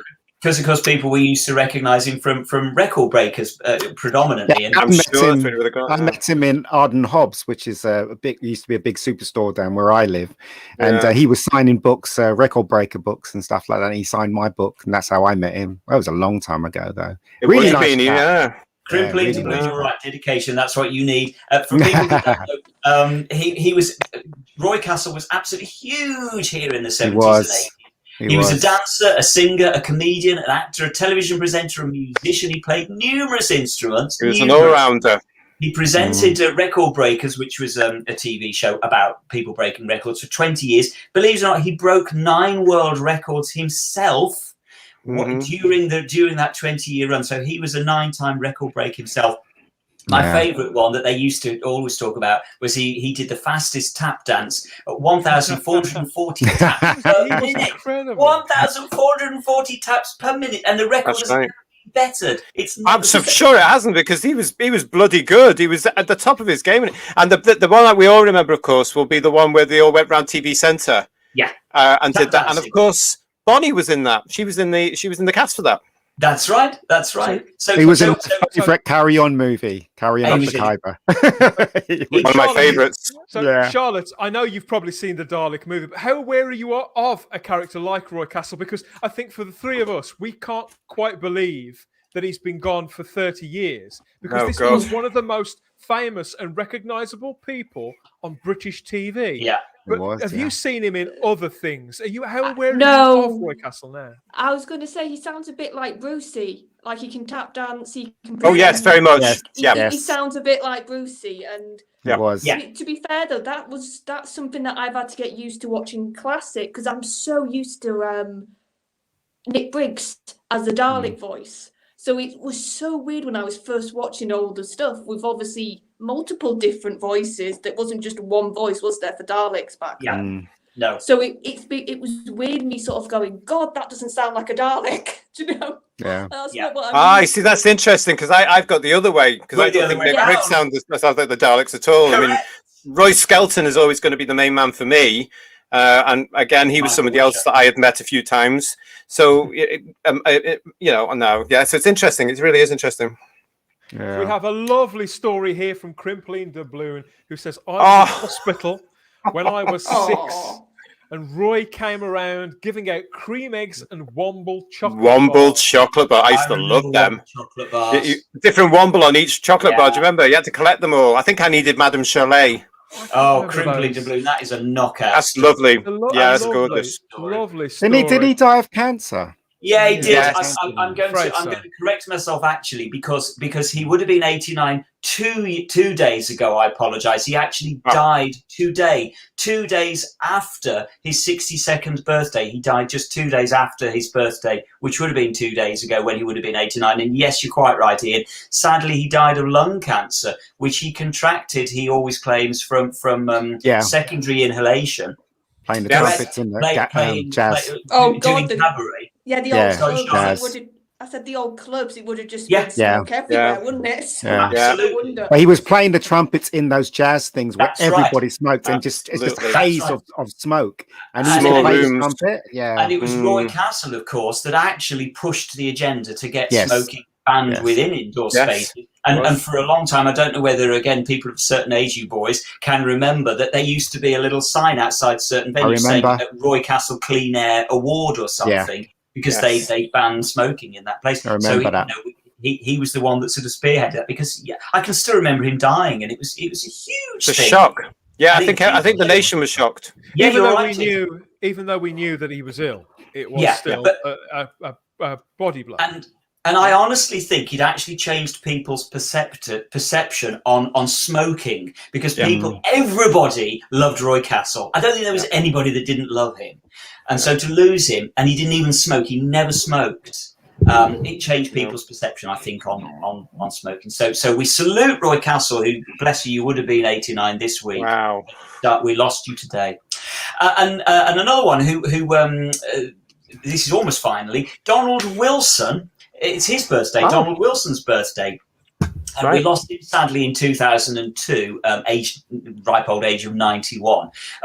Donald Wilson, really, again, we've got a lot of people leaving long shadows over the show, actually, this week, because Donald Wilson leaves one of the very, very longest. He was the head of serials under Sidney Newman, so he was the actual person who commissioned the report that led to the creation of Doctor Who. The whole genesis of the show is all a bit sort of murky and shrouded in mystery and confusion and contradiction. But we know, whatever we do, we know it was Sidney Newman, it was C.E. Webber, and it was Donald Wilson. And from what we understand, Donald Wilson was the guy who actually, as I say, commissioned the report to get the show commissioned in the first place, and also along with Newman and Webber. Put the first pitch together, the first treatment together for the show. So again, we've bless it, we have absolutely got Donald Wilson. We wish Donald Wilson very, very happy. What would have been? How old would he have been? Goodness, he'd be about 120 by now. I was just thinking, really, looking at that picture, that I haven't seen a pipe in God knows how long. Don't see them, do you? No, you don't. It's the same when you see David Whittaker. There's that famous photo of David Whittaker typing at a typewriter, and he's got a pipe while he's at work. And goodness, you don't see that, do you? No, you don't. Happy birthday to Donald Wilson, I would say, because we thank him, because none of us would even be here if it wasn't for Donald Wilson. Was he a secret? No, I think that's Brian Wilson, Richard. Moving on. Moving on. Very, very finally for today. Very, very finally. Another sad death today. Delore Whiteman, our very own Auntie Vanessa, died in 2013. And Delore Whiteman, I can't tell you a thing about Delore Whiteman other than she was Australian. She was an enigma. People don't even know when she was born. They don't know how old she was. She's a complete enigma. You've tried looking up Delore Whiteman on the internet. There is nothing about her. All I know is that Janet Fielding was a massive friend of hers. I don't know, JT, can you remember? Did they become friends because of Logopolis, or were they friends before Logopolis? I think they met through Logopolis, through Doctor Who, and became solid, firm friends for the rest of Dolores' life there. Yeah, definitely. Yeah. So, but anything you want to know about her, you have to go to Janet, because she's quite happy to talk about her at all times, and the incident with cars and things like this. Yeah. It's amazing. I think she had a career. Apparently, she had a career in Australia. She was in other films and television shows. So, she got this long career in her native country. Oh, yeah. Which Doctor Who was just an afternoon's recording or whatever it was. Yes. So, but she's a fascinating figure and a really memorable character, I think. You must anybody who's seen that episode, I remember, like I say, I was just a kid when that was on, and you never got to watch the episode, although I did get to watch Logopolis twice. I remembered that character, Charlotte. She stayed with me throughout the time that Janet was on the show. And that's quite a feat, considering Janet isn't exactly forgettable. So the fact that you can remember her auntie as she was in that, and she is quite funny in those scenes she does. It's a bit of comedy almost, in quite a dire sort of not dark, but sort of like you've said, it's like a funeral march. So it's almost nice to have that bit of lightness at the beginning of those episodes to sort of break it up a bit before you get to obviously Tom going. Don't they have a picture of her in Tegan's room as well, in a couple of stories? Yeah. So in Enlightenment, she's background presence. It's nice. She's back for Enlightenment, and she came in just purely to do a photo shoot, so that they could use her photograph in Enlightenment. But Charlotte's absolutely spot on. She's comedy gold, but in that first episode, but not over the top comedy. It's just lightness of touch. She understands the character. You can totally believe that she is the aunt of Janet Fielding, because actually you're right, Charlotte. Janet Fielding is a leviathan of an actress, of a character, and yet she really, Delore Whiteman really holds her own, and you can totally believe that they are related, and they spark off each other beautifully in those. Absolutely, and it's lovely how it's written, because of course Aunt Vanessa stays with Tegan throughout her run. I mean, even in her final moments, she's mentioned as Tegan leaves the TARDIS. Yeah, beautiful sort of circular thing there. Just lovely. Yeah, it's I remember just that character so distinctly from watching Logopolis, and it's part of my love still of watching Logopolis. I could watch her scenes over and over and over again. I know every word and every inflection in her face, and I never get bored of watching her. Bless her heart. So we salute you, Delore. Just to let you know, I've had a message from Chris. His connection has completely gone.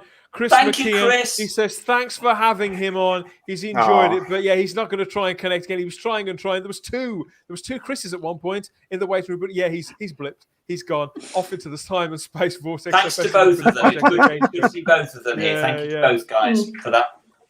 Okay, let's head back. Let's head back to the present for more Doctor Who talk. Haha, back. back with a vengeance, back to 2021. Traumatized. When I say back to 2021, I think we've nearly forgotten. We need to dip our toes back into the past again, but not Doctor Who's past, into television past, mostly the past. Some of it is the distant past and the not so distant past. Here in the Type 40 ad break, just for you, everybody, a selection of people pimping various different items from throughout space and time. Time for you to go and get a wee. Simon can't wait. He's getting it long enough. It's not going to be long enough for anything else. Just a wee. So yeah, we'll see you back here after the adverts. You're going to do what you have to, and if not, just stay here and enjoy the ads.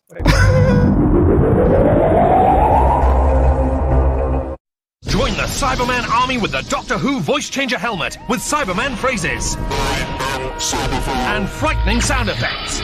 Change your voice to cyber form with the built-in synthesizer. Resistance is illogical.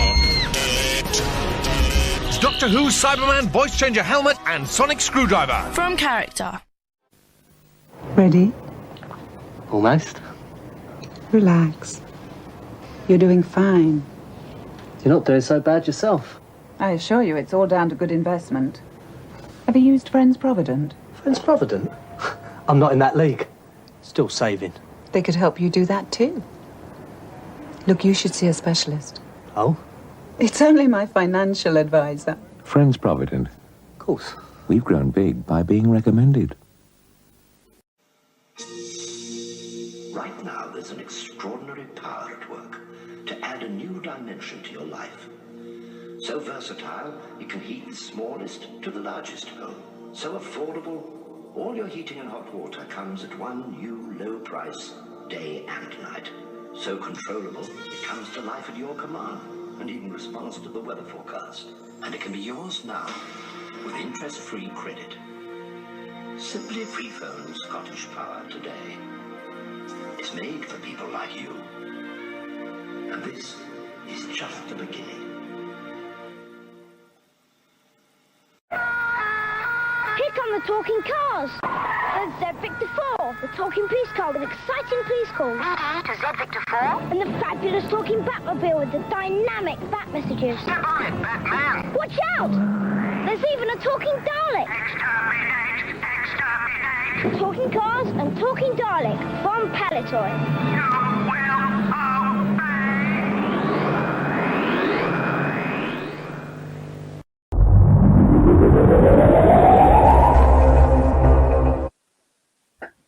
You will All those beautiful toys, everybody. Every time I see those Palitoy items from the past, my Dalek. I've never my seen Canine. that advert before.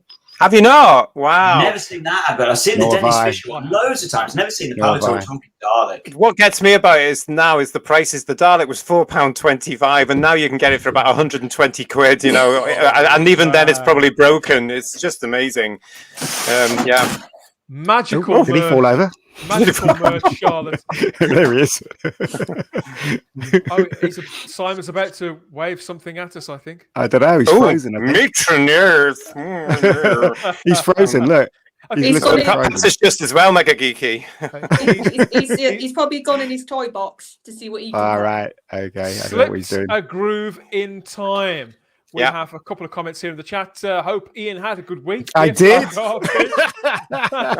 Garbage. You have to lower the tone. You're as bad as him. It said £4.25. Yeah. And the red ones, the red talking Daleks, go for a little bit more. Got another comment here saying, when I hear the voiceovers, I think of Super Ted. That was John Pertwee, of course. Super Ted. In that advert. That's quite a rare advert. I'd never seen that one before. He was spotty, wasn't he? He was very spotty. I was going to say, I never recognize any of these adverts you throw up. A lot of us won't. Wow. A lot of us won't either, because some of them go back even further than what we'll remember. Yeah. So every week I'm like, let's see what Dan's found, because I'll probably not have a clue what it is. Relics. Simon has been censored. People are wondering where Simon's gone. Simon's popped off as well. We have had the Gremlins in again. Definitely on this stream. There's been lots and lots of sound problems and disconnections and whatever else. But we're glad you've stuck with us. The people who have stuck with us. Yes, it's People He's are coming back. People are coming There back he to the is. stream, and people are coming back on the panel. Lovely. Simon's back, and he's waving a gorgeous item at us. Let's get him up on screen. Let's see this in all its glory. This is my talking dog. If you're very lucky, I'll find some. Here we go. Look at this. Yeah, fabulous. I've got Put the arms on. Oh, I'll find I'm very impressed you've still got the box. Even I don't have the boxes for that one. I'm afraid it's a repro box. It's a repro box. But oh right, okay. I'm putting the little diddly bobbles in now. I'm going to find you some batteries and see if he still talks. I haven't actually done this for quite a while. Good luck. So I'm going to get some batteries and see if he talks. Hold on. Oh, there we go. Well, here we go. This is what they want to see, Dan. This is what they want to see. I'll just vamp while you do that. Have you got some batteries to hand? Yes, he has. Yeah, they're here. They're going in. Look, they're being put in as we speak. Fingers crossed, everybody. This is the moment of truth. I'm praying. No! What I have the same problem with mine. You put batteries in it and it just won't work. And I'm starting to believe they've changed the batteries. There's nothing wrong with the Dalek. It's the batteries. It did work. Do you put it in the right way? You know, the plus sign and the negative sign. Do you put it in the right way? That's the question. Oh yeah. Put it all there. But yeah, they just. I don't know what's wrong with them. It's just age, I guess, because they are very old. I'm not going in yet. I'm trying more batteries. Vanessa Law watching in the chat says, gorgeous, almost as nice as your jacket, Simon. Thank you, Vanessa. This is my glitterball jacket, as Dr. Blaze called it. And that brings us definitely to not working. The last item on our list. The last point of discussion is another thing that we nearly talked about last week, Simon, because this was all over the news last week. We did. And it relates to another classic figure from the Doctor Who pantheon of great, I suppose you could say, leading lights. I'm not going to say showrunners because it was a different role then, wasn't it? But esteemed creative heads who did so much to push the show on, I suppose, to leave their mark stylistically and on the show and on our childhoods. I'm talking about Philip Hinchcliffe. And just lately, Philip Hinchcliffe is working on a new range for Big Finish of audio stories, which are in the same kind of stylistic groove as his original TV stories. And whenever they release one, of course, there's the odd article here and there with Radio Times or Metro or whoever else. And yeah, this was with the Radio Times. They got a hold of Philip just last week. And of course, this being 2021, everybody, and the Radio Times being who they are, largely continually playing running defense for the Chris Chibnall era and maintaining this pretense that it's a success and maintaining this airy-fairy idea about continuity and canon not mattering and not existing. So they got Philip Hinchcliffe in their sights and they asked him about the MORBIUS Doctors, because the MORBIUS Doctors, up until a couple of years ago, it was a side to Doctor Who lore, wasn't it, JT? That I think that it was. JT's not having any of it. Look at him. JT's not having any. It was no better or no worse than the unit dating thing, was it? It was a little sideline to Doctor Who history that was a curiosity talked about in books such as this, the Discontinuity Guide that I'm holding here, wonderful book by Paul Cornell, Martin Day and Keith Topping. But it is the Discontinuity Guide. Exactly. And so it's just one of these little things. But it's become more widely known amongst Doctor Who circles in the last 18 months in particular because of what's gone on screen. But just to go back to what Philip Hinchcliffe said. So they asked him about the whole Morbius Doctors situation. And so this is in the brain of Morbius, the classic Doctor Who story, the brain of Morbius that we're talking about now. So this story is something I think that fans generally regard with a huge amount of affection. Originally broadcast in early in 1974, written by Robin Bland, which was Terrence Dicks. I'm sure we all know the story about that, and directed by Christopher Barry, and a homage to the Frankenstein story, wasn't it? As was the case with most of the stories around that time. Yeah. And in the course of this story, the Doctor does battle with the disembodied mind of a renegade Time Lord called Morbius, and it reaches to a head with a mind-bending fight. Good one. What he did there. A mind-bending fight in part 4. So if you haven't seen The Brain of Morbius and you just know the legend of the Morbius Doctors, I can't recommend that highly enough. But yeah, Philip Hinchcliffe, of course, he was the original producer of this story, responsible for all the creative sort of nuances of that entire era. And they asked him at Radio Times about this scene that's become sort of notorious now, featuring the Morbius Doctors. And he said that originally, so Hinchcliffe's plan had originally been to feature well-known actors as doctors. He unequivocally says that the characters that we see on screen during The Brain of Morbius, during that mind-bending fight, were meant to be pre-Hartnell doctors, but he intended it to be a throwaway gag. He said that these plans were disrupted for having the well-known actors, meaning that a number of production staff, including Hinchcliffe himself, had to pose for these shots. It says, we suddenly got a call. I think it was one of the production days when we were all in the studio, probably rehearsing. I think it was George Gallico, who was my associate producer, who said they got a problem. And it was all to do with having equity cards, people that they wanted to get involved. We couldn't afford to get all those actors in and to pay them all. So we needed as many people as possible down in the photographic studio now. And so anybody who was in that day working on the show or could be grabbed during their lunch hour was corralled and marched down to wardrobe. Robert Banks Stewart, for example, happened to be there talking about another script. So he was dragged in. And we just piled in there and put on some funny hats. And they shoved us in front of the camera, totally on ad hoc, sorry. This is the crucial part. It wasn't thought out at all. And I don't think that Bob Holmes, who was the script editor, of course, or any of us had really thought about the repercussions of all of these previous incarnations of the Doctor. We simply hadn't thought about it. So this is something that they did back in 1974 to have a bit of fun with the audience and a little bit of fun themselves. It's harmless enough, isn't it, Simon? It's absolutely harmless enough. And this, to me, is the whole point of this, which is, as Philip Hinchcliffe says, it was a bit of fun. They didn't think it through properly.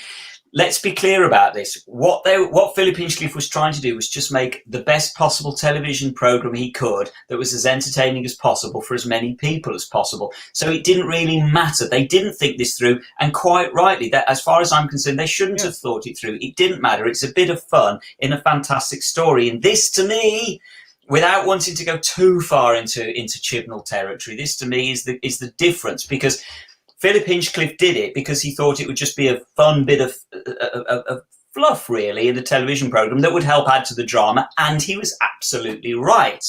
Whereas Chibnall, on the contrary, just thinks that's the whole raison d'etre of that particular story, that he just wants to tell this fan fiction story. And that, to me, is the difference. One producer is just doing their very best to tell a damn good dramatic piece of television, and another one wants to just push their fan agenda.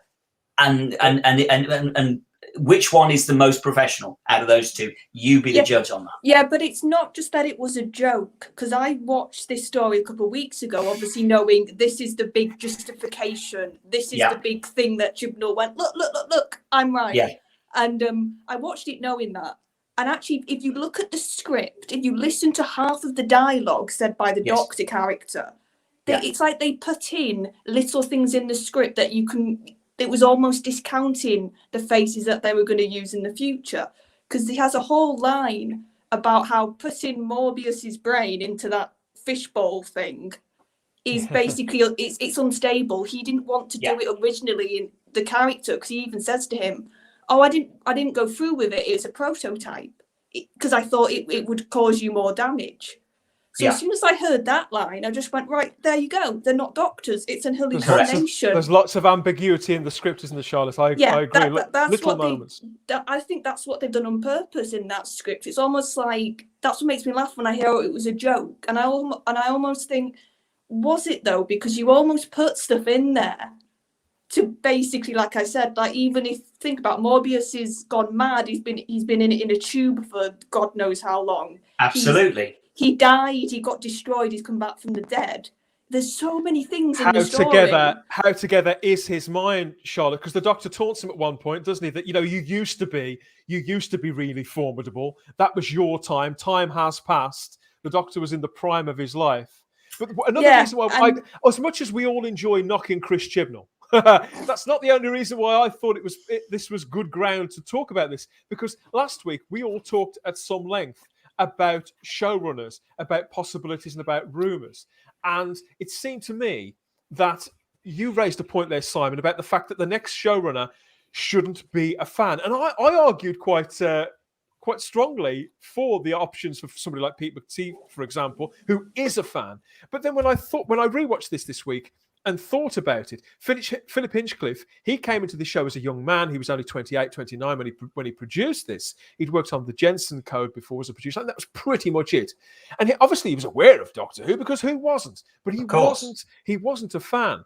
So what he did with this was, it was a spirit of creativity, wasn't it, JT? A spirit of extending the mythos and having fun and just amusing the audience in a given moment. So and we were relatively early still. This is just 1974. The show had only been on for 11 years. So early in the mythos. So whatever the intention was back in 74, now 47 years later, to use this one scene that's less than 2 minutes to wholesale march in a load of agenda, it's never going to wash, is it, JT? All right, okay. Over to you. Let's sit back and relax, everybody. This is utter bollocks. The whole thing is utter nonsense, and it shows Chibnall's complete and utter laziness. Why would you go back and reference a teeny weeny part of a story which is 40 odd years old? Absolute nonsense. Now, listen, when The Brain of Morbius came out, I was 6-7 years old, and that scene made perfect sense to me. And I will explain why it made perfect sense to me, even today, because it's in the dialogue and it's in the way of the performance. There's a wrestling match going on. It's a mind wrestling. It's a Time Lord game. Morbius is a Time Lord. He's a Time Lord that has used up all his regenerations because he's lived for eons before the Doctor. Okay? So baby Doctor's come along and Morbius is well gone. So here you've got this wrestling game. You've got the ancient Time Lord with the Doctor, and they are wrestling. And there's a beautiful line in there which can explain this very easily. How long, Doctor, how long have you lived? And you see the 4 faces of the Doctor, and then suddenly you see all these other faces. As a 6-year-old I would have been, I automatically assumed that's Morbius because he's lived longer than the Doctor. End of story. I don't know what the fuss is about. And he's taunting the Doctor as if to say, sort of, respect your elders.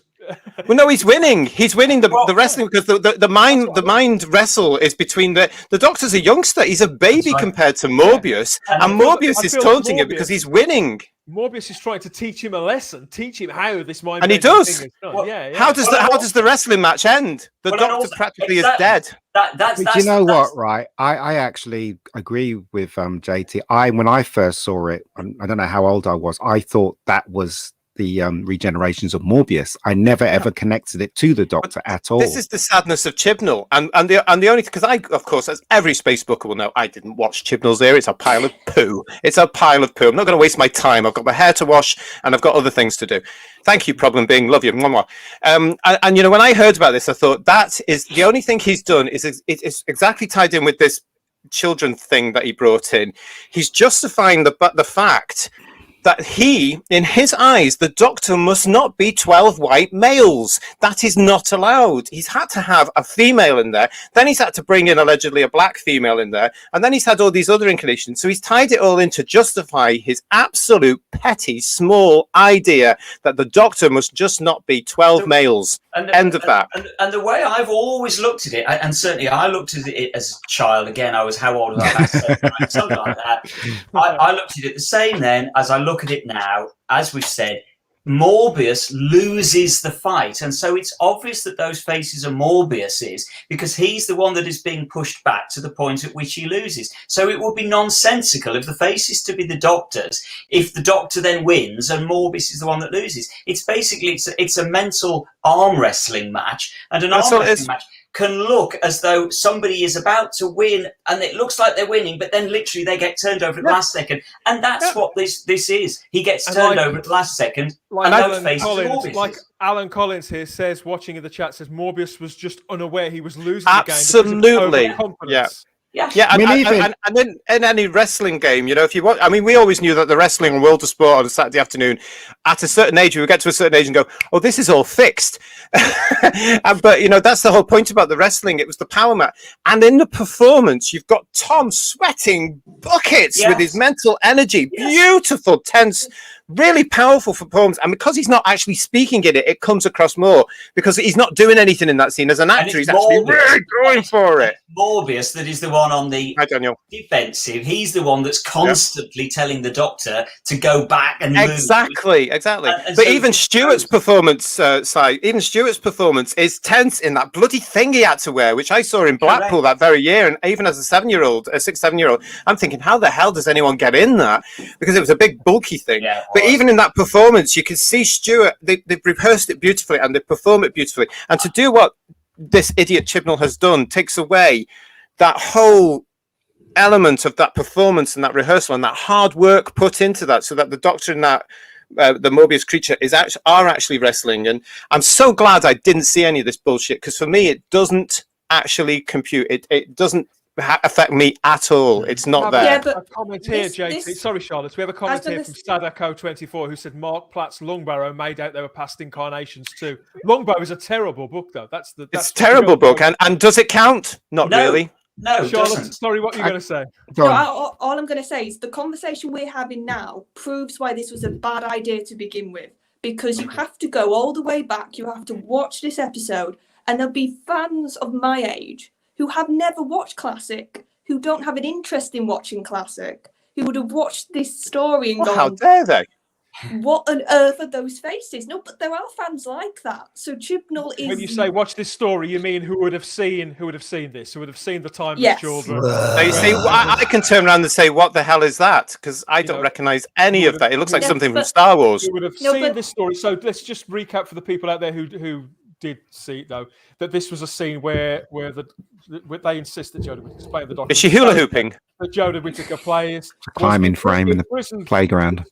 Was imprisoned by the Master and gets taunted and narrated this chain of events.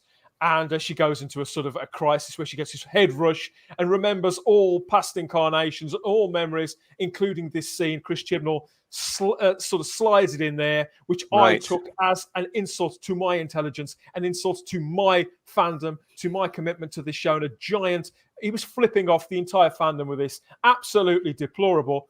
Yeah. But back to more sort of trying to sort of regain my composure a little. What I notice about it more so is what you were saying there, Charlotte. I'm thinking about the people out there who've never seen the brain of Morbius or haven't seen it for decades. What must they? It's just mumbo jumbo. Well, just as you were saying, I saw it recently, and I came to the conclusion that it wasn't the other Doctors. It was coming from Morbius, and that was his regeneration stuff. That's what I think. That's how I conclusion I came to. But you know. But here's the thing: in any good story should stand by its own. You shouldn't have to rely on past canon or past stories to make yours make sense. And that is where Chibnall ultimately fails, because he can't create his own story of any interest. He has to go back. He has to go, oh, look at this old story that I think honestly in his head, he thinks he's completing something that was unfinished. I think. Oh, he is, because he's mental. Well, I mean, the other reason I actually find it annoying anyway is because I don't want it explaining. I want to be allowed to have my own interpretation of that scene. And if there are Doctor Who fans out there, including classic fans, that actually see it as, those are pictures of the faces of the Doctor, fine, that's your interpretation. We're all allowed to have our own interpretation. So I find it really A, insulting, and B, irritating that I have to have it explained to me, which now debases what I've believed for the past how many decades. And there's no need for that. Let us have our own interpretation. Why does everything have to be explained and clarified for you? But it's also the fact that, had the viewing public have been watching this crap, which they weren't by this point, as we all know, they would have been even more lost by this, because the viewing public wouldn't have been able to access something 40-something years ago. They certainly wouldn't have cared about something 40. They wouldn't have got that reference there to what this is going on. But it also, it just shows Chibnall's inability. And to time what Charlotte's saying there, I totally agree with it. This is why I don't like constant references in the series. Coming from the Tom Baker era, as I did, everything moved on. Every 4 weeks, you had a brand new story. It moved it on. Yes, we had some continuity references with J&T. But I think the new version of Doctor Who, especially since the Moffat era, has done more of it. And I don't think you should necessarily, because you have to build new things constantly. What Chibnall has failed to do there is exactly that. He hasn't given anything brand new to the legacy. Nothing at all, apart from the most unpopular era of Doctor Who in its over 50-year history. That's because what you call it. He wanted to give the finger to the fans. It's not just that. It's because he had right. He had that whole virtue signaling agenda. He had to prove that the Doctor wasn't just 12 white men. The Doctor had to represent all aspects of British and Earth society. So the Doctor is... And it would have been one thing to include it in a bit of throwaway dialogue, because we sometimes got this in particularly the Moffat era, just as you said, JT. And sometimes that was a little too on the nose for me, but I knew that it would pass people by. And in some instances in Moffat's time, it was still open to interpretation. He leaves nothing open to interpretation. By putting in the actual footage, he is effectively saying, I have decided that this interpretation stands. I agree. Have decided this is part of continuity.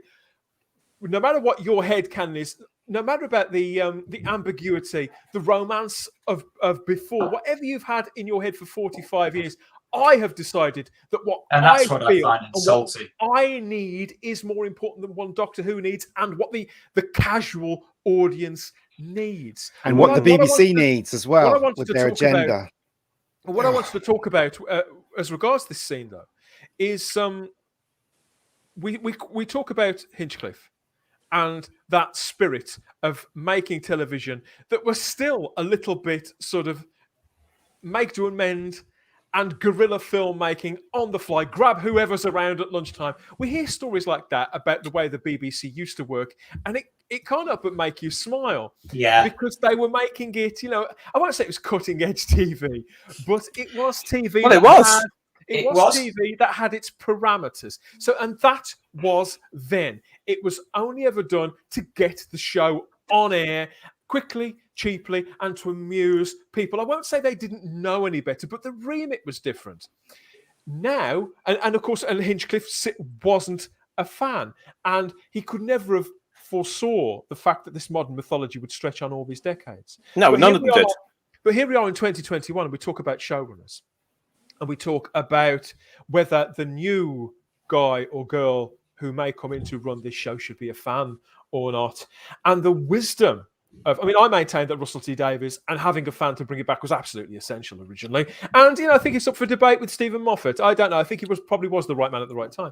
But going forward, Simon, when I think about your argument and how Chris Chibnall has not just flipped off the fans as Ian was described, not just used this as a way of stamping down and talking down to older school fans, but I think what's more important is that he's used it and put it at the center, something that is largely inconsequential to the majority of the people watching it, and he's used it to create a barrier between the show and the audience here and now in 2021. That means that people will not come back when the show comes back in a few weeks' time. Simon. And isn't that shocking when you think about it, that you're basically putting a barrier between your show and your audience? Because that wasn't what Philip Hinchcliffe was doing. Like I said earlier, Philip Hinchcliffe just wanted to create a damned good piece of television drama and get it on the screen, and that's what he did. And that's why it means, JT, that not only could a third fan on the trot running this show have been at fault as a call, but certainly that Chris Chibnall was the wrong man for this. Yes, yeah, but bearing in mind that they started to talk to him after the immense success of Broadchurch 1 and Times. I mean, none of them were going to see what could happen until, well, obviously Wenger and Moore did know what he had in mind, but they didn't realize that he couldn't write and he couldn't produce a show and he couldn't run it properly and he would alienate the fans and he would alienate the public. They couldn't have foreseen that, because you have to have faith in whoever you hire and listen to their ideas. I don't care if the next production team are fans or not, as long as they can do a damn good show that brings fans back and brings, more importantly, the British public back. Yeah, fair point. I suppose I you agree. could argue as well, Charlotte. I know you've got to skip off, but as regards making a future for this show, whether it's however long it could feasibly last, the time for picking the law clean to do for these cheap little tricks, that can't be indulged anymore, can it? No, I think and this will be the last thing I sort of say, I think if I was the BBC, that would be the first thing I'd say to the next showrunner. I'd say, just the Doctor, adventures, go out in space, have fun. Like, don't if don't concentrate on canon. If you have to, keep it to the bare basics. And then if I got any hint that they were doing that, that's when I would get them in a room and say, what are you doing? So that sort of would be my remit. So the bigger problem is, of course, that BBC studios don't understand the canon of Doctor Who either, because all the staff have changed over the many years. See, Charlotte. So they don't understand what canon is to the show either. But it doesn't really matter, and you're going to be employed to produce a television show to fit a certain slot on a certain day with a certain budget, with a certain outline to say, well, we want Doctor Who. So the only I've always said this, the only canon that you actually need to do is the police box, the TARDIS being bigger on the inside than outside, the Doctor himself, the Daleks, and that's it. Even the Cybermen, and that's all you really need. And then you've got to go for it. The rest is up for grabs. I agree. And Garbage says, I can see in the chat, says basically, in a few words, what I was trying to say, which is Philip wanted to create a good episode, Chibs wanted to destroy history, and that's it. That's what it boils down to. And which would you rather have, history being destroyed or just a damned good episode? I know what just good stories. I've said it before on this show. I genuinely believe that Chibnall went out to hurt the fan base, and he's done a fantastic job of it. That's the only good thing out of this job he's actually done. He achieved the division in fan base, which may not be able to be put back together as quickly as we hope. As a bunch of old fans now, the guys who sat here fans. People who've been watching the show for a long time, and we are from the classic era, but over the years, and part of classic fandom, I think JT and Simon in particular, you'll remember this, that up until quite recently, for all that we've said about the Morbius Doctors, and a lot of us have got strong feelings about it, and maybe always have. This has been the kind of topic, but there's a reason why this is included in the discontinuity guidebook, because in times past, now we live in an age where the fandom has been set against itself. It's divided, and people are arguing to ridiculous extents, and not thinking about the things that have brought us all together. They're fixating on different readings of this. But back in the day, these little points, such as the Morbius Doctors, such as the unit dating thing, we would bicker a little about it, and we'd all create our different headcanon and play it off against each other's headcanon and sort of have fun with that. That's and the fun. Maybe even get into arguments about it, Simon. Yeah. But once the conversation was played out, JT, everybody had fun with it. We were able to put the toys back in the box. What was on screen was still on screen, still up for debate, still up for interpretation, and still loose. And that was the fun. I think that every fan theory that I've ever heard or read about the Morbius Doctors was a lot more fun than the one that's been put on screen 40 years later. And isn't it sad that basically it's drained the fun out of that Morbius scene now? It's no longer fun because no, it doesn't. Well, that's what I want. You know what I mean? All right, then what I mean is every time I watch that Morbius scene now, I'm irritated by Chibnall. Because I can't stop thinking about what Chibnall's done to it. And you see, that's where I'm very lucky, because I only know from you guys. I haven't actually seen it, so therefore it doesn't count. I can enjoy Morbius. I think, as I said, I think I just smacked it out of my head. And you know what? Right, I can enjoy classic, I can enjoy New Who, but this stuff I won't touch. I won't touch it at all. So you know, for me, let's just hope that the next production team. I'm not too worried about this nonsense because I think it's actually going to be forgotten. I think the next production team will come to and just say, let's brush that under the carpet, reboot, refresh, and off we go. And that's the common sense approach. And Type 40 here, we are the home of common sense for Doctor Who. So if any production team of the future is watching, that's what you've got to do. But I think that will be forgotten. I think it will be forgotten. Yeah, and I think it'll be a case of, you know, it's not going to count. It's not going to count. Well, and yeah, as a sort of final word from me on this, I can see Daniel Leach has put a comment in the chat saying it's done. Sadly, I will never recover. Well, I agree that it's done, but you will recover. It doesn't matter that it's done. Like JT, like you've just said, it will be forgotten. It won't matter. It doesn't matter. It's nothing. Does it matter that in, I don't know, the War Machines, Wotan ends up calling the Doctor Doctor Who? That was done. It doesn't matter. It doesn't matter. You can ignore that. It's not important. Absolutely. I think if they bring it back, I think they should just not even make a reference to it just at ignore all. it. Yeah. Well, that's the beauty of Russell. Russell didn't want a reference to the previous version of Doctor Who, and it was actually Julie that pushed him to say, "Well, look, let's do that." And when you think about it, the reference did not come until Christmas Day with the next Doctor. And that was a present to the fans to say, well, actually, we're going to give this to you. That was the first official reference to the previous Doctors. And that was Russell's and in retrospect, he was absolutely 100% right not to do that. And that's what they'll do again.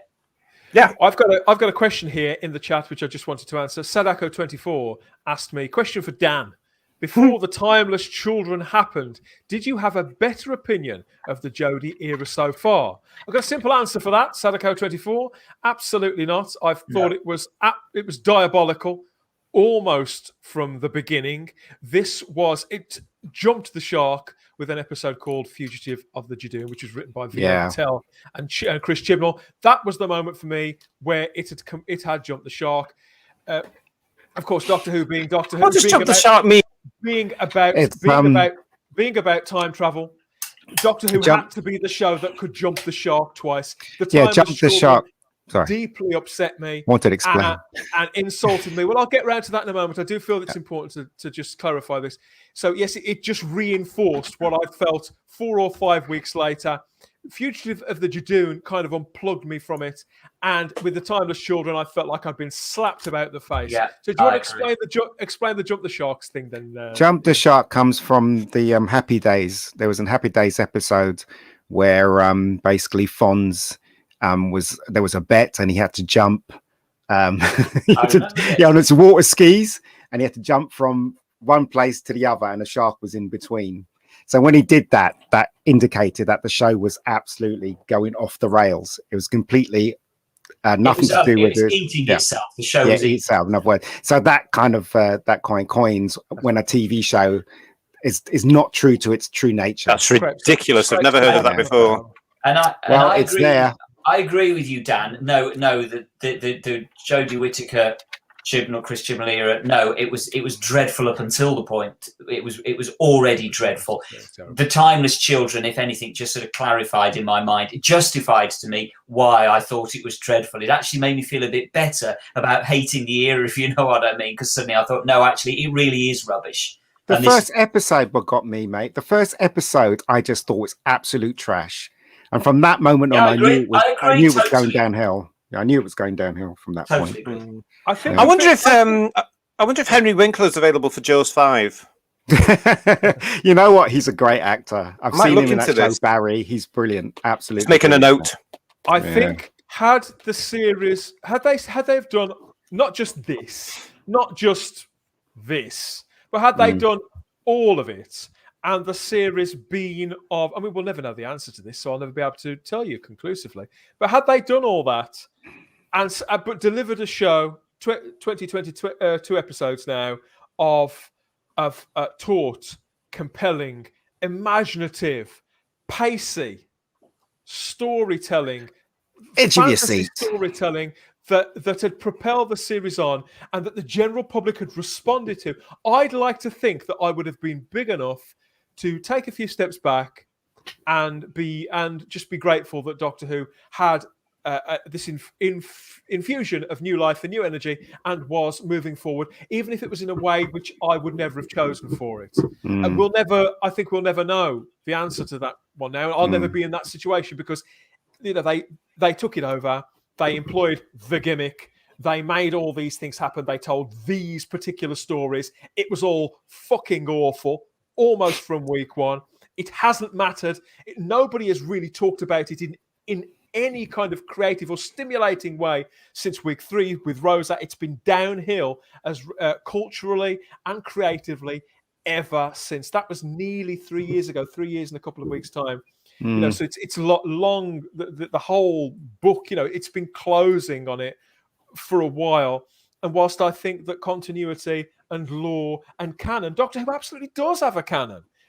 Does have a canon, and I think those things are a strength, and good writers will use them as tools and as strengths to aid their storytelling if need be, but they should be supported by that it's there if they need it and not if they don't. Absolutely. But the most important thing is that relationship with the viewing public, which includes us. It doesn't exclude us, and that's the big difference. He has gone out of his way, JT, to exclude us. And how can one not take something that has been done personally to us personally? Well, that will come. I mean, we've all turned our back on this era. They have gone. They've finished. I think the golden wrap is this month. Is it not September? Yeah. So they've gone. They're out the door. Goodbye. The process of healing and renewal is there. But a brilliant example to time what you're saying there, Dan, of a beautiful way to actually do something which is canonical or continue that continuity, or however you want to do this, is the Stolen Earth. In that beautiful moment where Davros recognizes Sarah. That's all you do. It was played beautifully, it was written beautifully, and it was very quick. And that's how you build on something that was given to you 40 years ago. You don't need to do anything more. Well remembered. You're right. I just have to think about that, Simon. Simon, I just have to think about that moment and the chills. And the thing is, it's incidental details like that build and enrich a story. And the problem is, as you've just alluded to there, Dan, is the problem with The Timeless Children is that the whole point of that episode was merely to use that Morbius clip to justify, as we've said, about why the Doctor William Hart was not the first Doctor, because and that's not how you should be writing a story. You shouldn't be coming from that. They weren't coming from that perspective with the brain of Morbius. They were coming from the perspective of what's going to make a damned good story. And but that's the point, isn't it? That's the point, isn't it, Simon? That in the classic, they created stories and they weren't relying on what happened in the past. They kept creating stories, moving forward. But with Chibnall, it's obvious Chibnall copied everything from the Moff era to the Russell T era, and because he had no new ideas to present. Absolutely. And that's what destroyed it. Well, the problem is as well, if you're always harkening back to the past, and I keep going on about the Tom era because it did have something new every 4 or 6 weeks, you're not creating a legacy for the future. Right. I mean, the reason that they can hark back to the past so much is because it was fresh and it was new and it was different and it was exciting and it was vibrant back then. That's why they've got all that beautiful stuff to work for. But what if they just handed a generation in 50 years' time? Bugger all, to be quite honest. There's nothing I would say in modern. Well, actually, the angels may reappear in 25 years' time, 30 years' time. But has the British public actually resonated with anything so much now in the world we live in now? I can't see it personally. No. Yeah. We're looking at a picture now on screen as a palate cleanser, as a white pill. We see the wonderful Tom Baker as the fourth Doctor there in the 1976 story, The Brain of Morbius. Just a slip of the tongue, the people who corrected me. The 1976 story, The Brain of Morbius there with the little bust of Morbius himself. Just with one of his faces, with one of the Morbius faces. Let's face it, that's one of Morbius's incarnations, that he was a Time Lord. That always reminds me of the video. Yeah, because that was the cover, wasn't it? That was the cover, for years. It was the. It's funny because the Doctors in those times, none of them had reincarnated into a woman. None of them. You know what I mean? It wasn't thought about in those days either, because that's not the world we were living in. And although Tom came up with the joke in 1981, and then John brought it out because it got him instant publicity, John never really seriously considered it. Never seriously. He never did. Never. And that a little bit, as the man says, joke. Everybody, it was just a joke. And it's just been proved to be one, hasn't it? Let's face it. Yeah. Tom looks great, says Cam watching on YouTube. Tom always looks great. He looks great now. He looks great for a man of his years. Anyway, still sparkling. If you look in his eyes.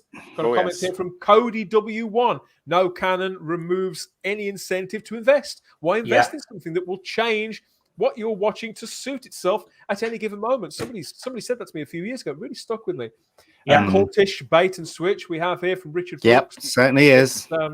It's not only embarrassing, it's criminal, says Problem B. Well, do you know, PB, they've paid the price now. They've paid the price because they are out of there right now. If you have been affected by any, if you have been affected by any of the cultural vandalism that's been done to Doctor Who under the Chris Chibnall era, and like Daniel Leach that was watching in the chat, you struggle to watch some of these stories. I believe that Simon's correct, that everything will come out in the wash one way or another. From it will. Experience. It will. It'll be forgotten. You need it to, and I think that's something that the fandom we can do for one another. All of us here, all of you out there, and find the good stuff, and I suppose look after the show the way that we did in the Wilderness years, which is a strange thing to say, JT, when it's still on bloody screen. It's still, it's not in production anymore, is it? It's going on in 2 weeks' time. It's been in the Wilderness years for me since 2017, because as I've said before, the Doctor for me is still in the snow, about to undergo a regeneration. That's where I've left the Doctor. And I haven't seen anything since, and have no intention of seeing anything since until it comes back to my satisfaction. Doesn't that photo that you of the brain of Morbius said, that if you didn't know anything at all about what that photo was from, and you just saw that photo randomly, wouldn't you immediately think, "Wow, that looks interesting. I want to watch that." I don't know what that is, but I'm intrigued. Anything from those eras, especially the things that Clayton does as well when he does the colours, and anything with Tom there.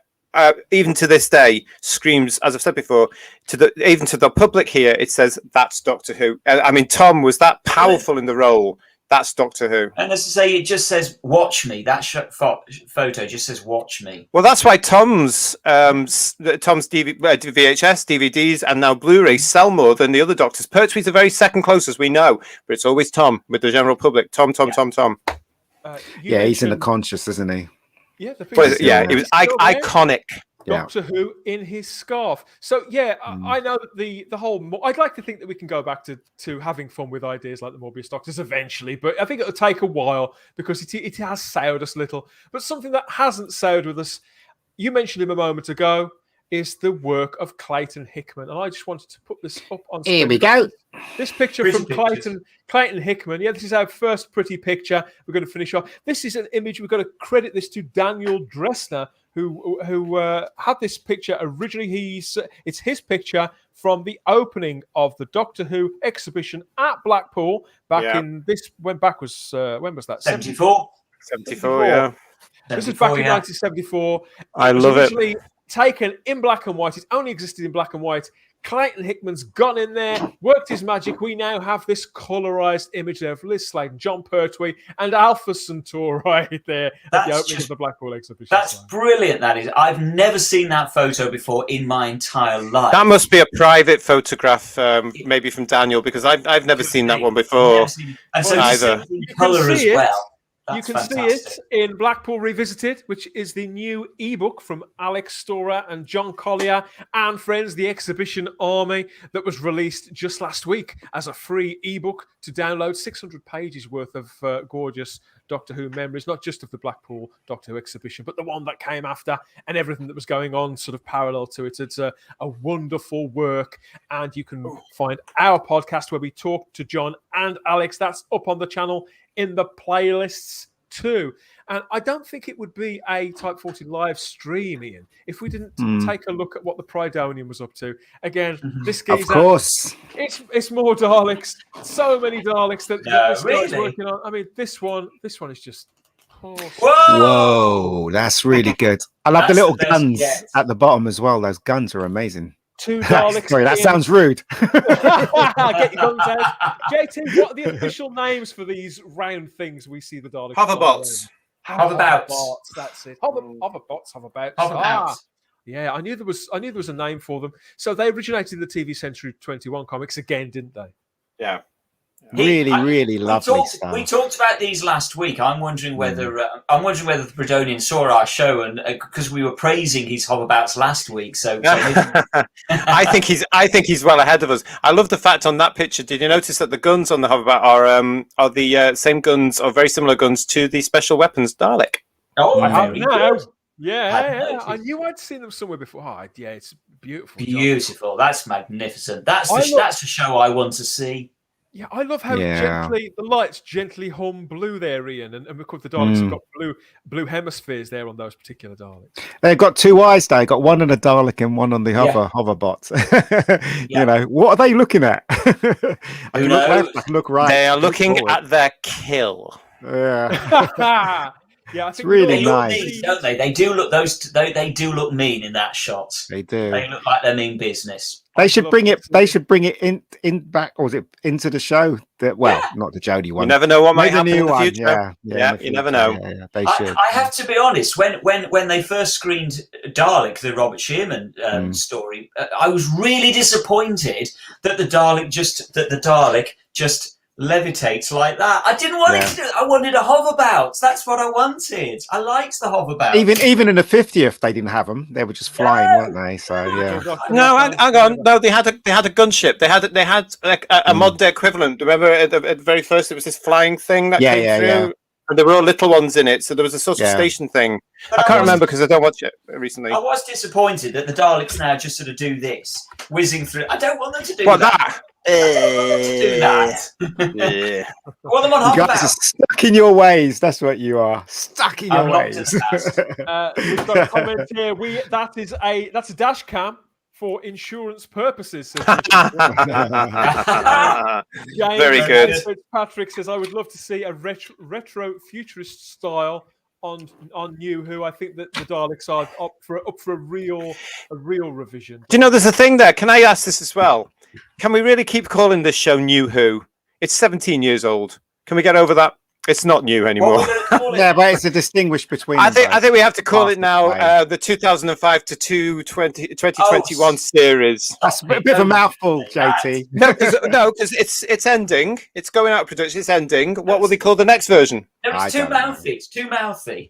Too mouthy. Too wordy. Well, we need to know what will people call it because we can't call it New Who. Classic, new, and shit. That's what we call them. Okay, right. Classic, new, and crap. Yeah. Right, I've explained this to you before. We have between 1963 and 1996, we have Classic Who. Between 2005 and 2017, we have New Who. And then from 2018 to now, we have Not Who. It's simple. It's going to be an interesting discussion though when a new version eventually arrives in whatever format and whenever it does, because certain fans are going to go, ah! Well, I can't wait personally. I agree, JT. I always hated the name New Who. So yeah. Hello, Blue Bonnet Whovians. Listen, it's getting too late. I can't talk. Hello there.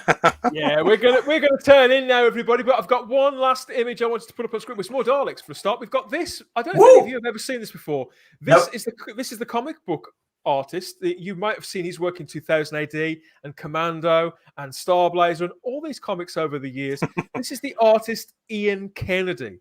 And he's a man who has a career in illustration of all kinds. And this was the only time he'd ever drawn stroke painted Doctor Who. We see a beautiful picture here of, maybe not anatomically correct Daleks with Tom Baker's iconic Doctor there in the TARDIS. A sort of gentle colours, I think, a gentle colour palette. And this artist, he's worked on so many iconic properties. I think I associate him more with Commando than anything else, all that military stuff.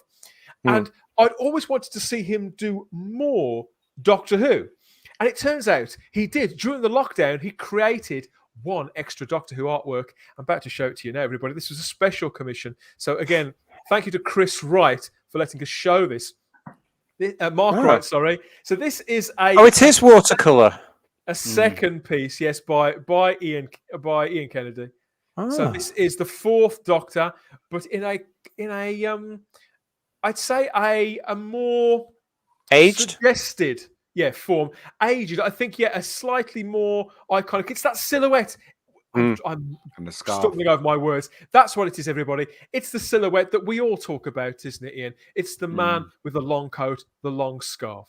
Yep. What's he holding in his hand? An umbrella, by the looks of it, and keys. It looks like an umbrella, doesn't it? Yeah. I don't know what it is. TARDIS, Yeah, keys and Could be umbrella. a walking stick. Could be a walking stick. Yeah. Like you said, JT. Maybe it's the the curator from the 50s. Oh, maybe. Who knows, eh? Who knows? I see what you did there. Well, I thought that was a beautiful image to close out on, something that makes a statement. This silhouette, regardless of what showrunners do or don't do, these images, they stay with the public. They can't be touched, and they are standards that will carry on over the decades when Doctor Who does get reinvented, wherever it gets reinvented, be it in print or on whatever kind of screen that they consume entertainment on in the future. This is what's important. The man with the box, whether he's in a scarf, he's usually wearing a coat of some description, but there he is. There's the Doctor. There's our Doctor, and that's a nice warm image. Is that a real painting, Dan? Yeah. It's watercolor. All right. It's not done on. I love watercolors. I think that crinkling doubloon is correct. It's a Perigosto stick, definitely. I like that. We have a comment here from the great Prophet Zarquan, who says, hello, everybody. I'm sorry I'm a bit late. Had a terrible time. All sorts of things cropping up at the last moment. How are we for time? But I've got some good... We're out of time, Prophet Zarquan. We're all out of time. But the good news is that through the miracle of YouTube, you can go back and watch the entire stream. Now you can hit replay and catch everything that you missed. I want to thank Push the bar back. Ian and Kendall for coming on earlier on to tell us about their exciting new project. All the links that you will need to get in touch if you do have that skill set that Chris is looking for, I'll make sure they're in the description of the video and in the show notes of the podcast for you too. And thanks for being here, watching Type 40 live again in our new time slot. I think we've gone later than ever this time. Had a brilliant show. Hope you've all enjoyed it too. But just in case you're wondering, just in case this was your first show, because people are finding it all the time, you can go back and watch the rest of this. Of course, you can, or watch it all over again. If you look at those beauties. Can I just, before you carry on, I'm going to interrupt you. Look at those graphics. Now, Dan works so hard on these graphics. Don't they look gorgeous, everybody? Fabulous. Get lost. What it says at the bottom there. That was a good show as well.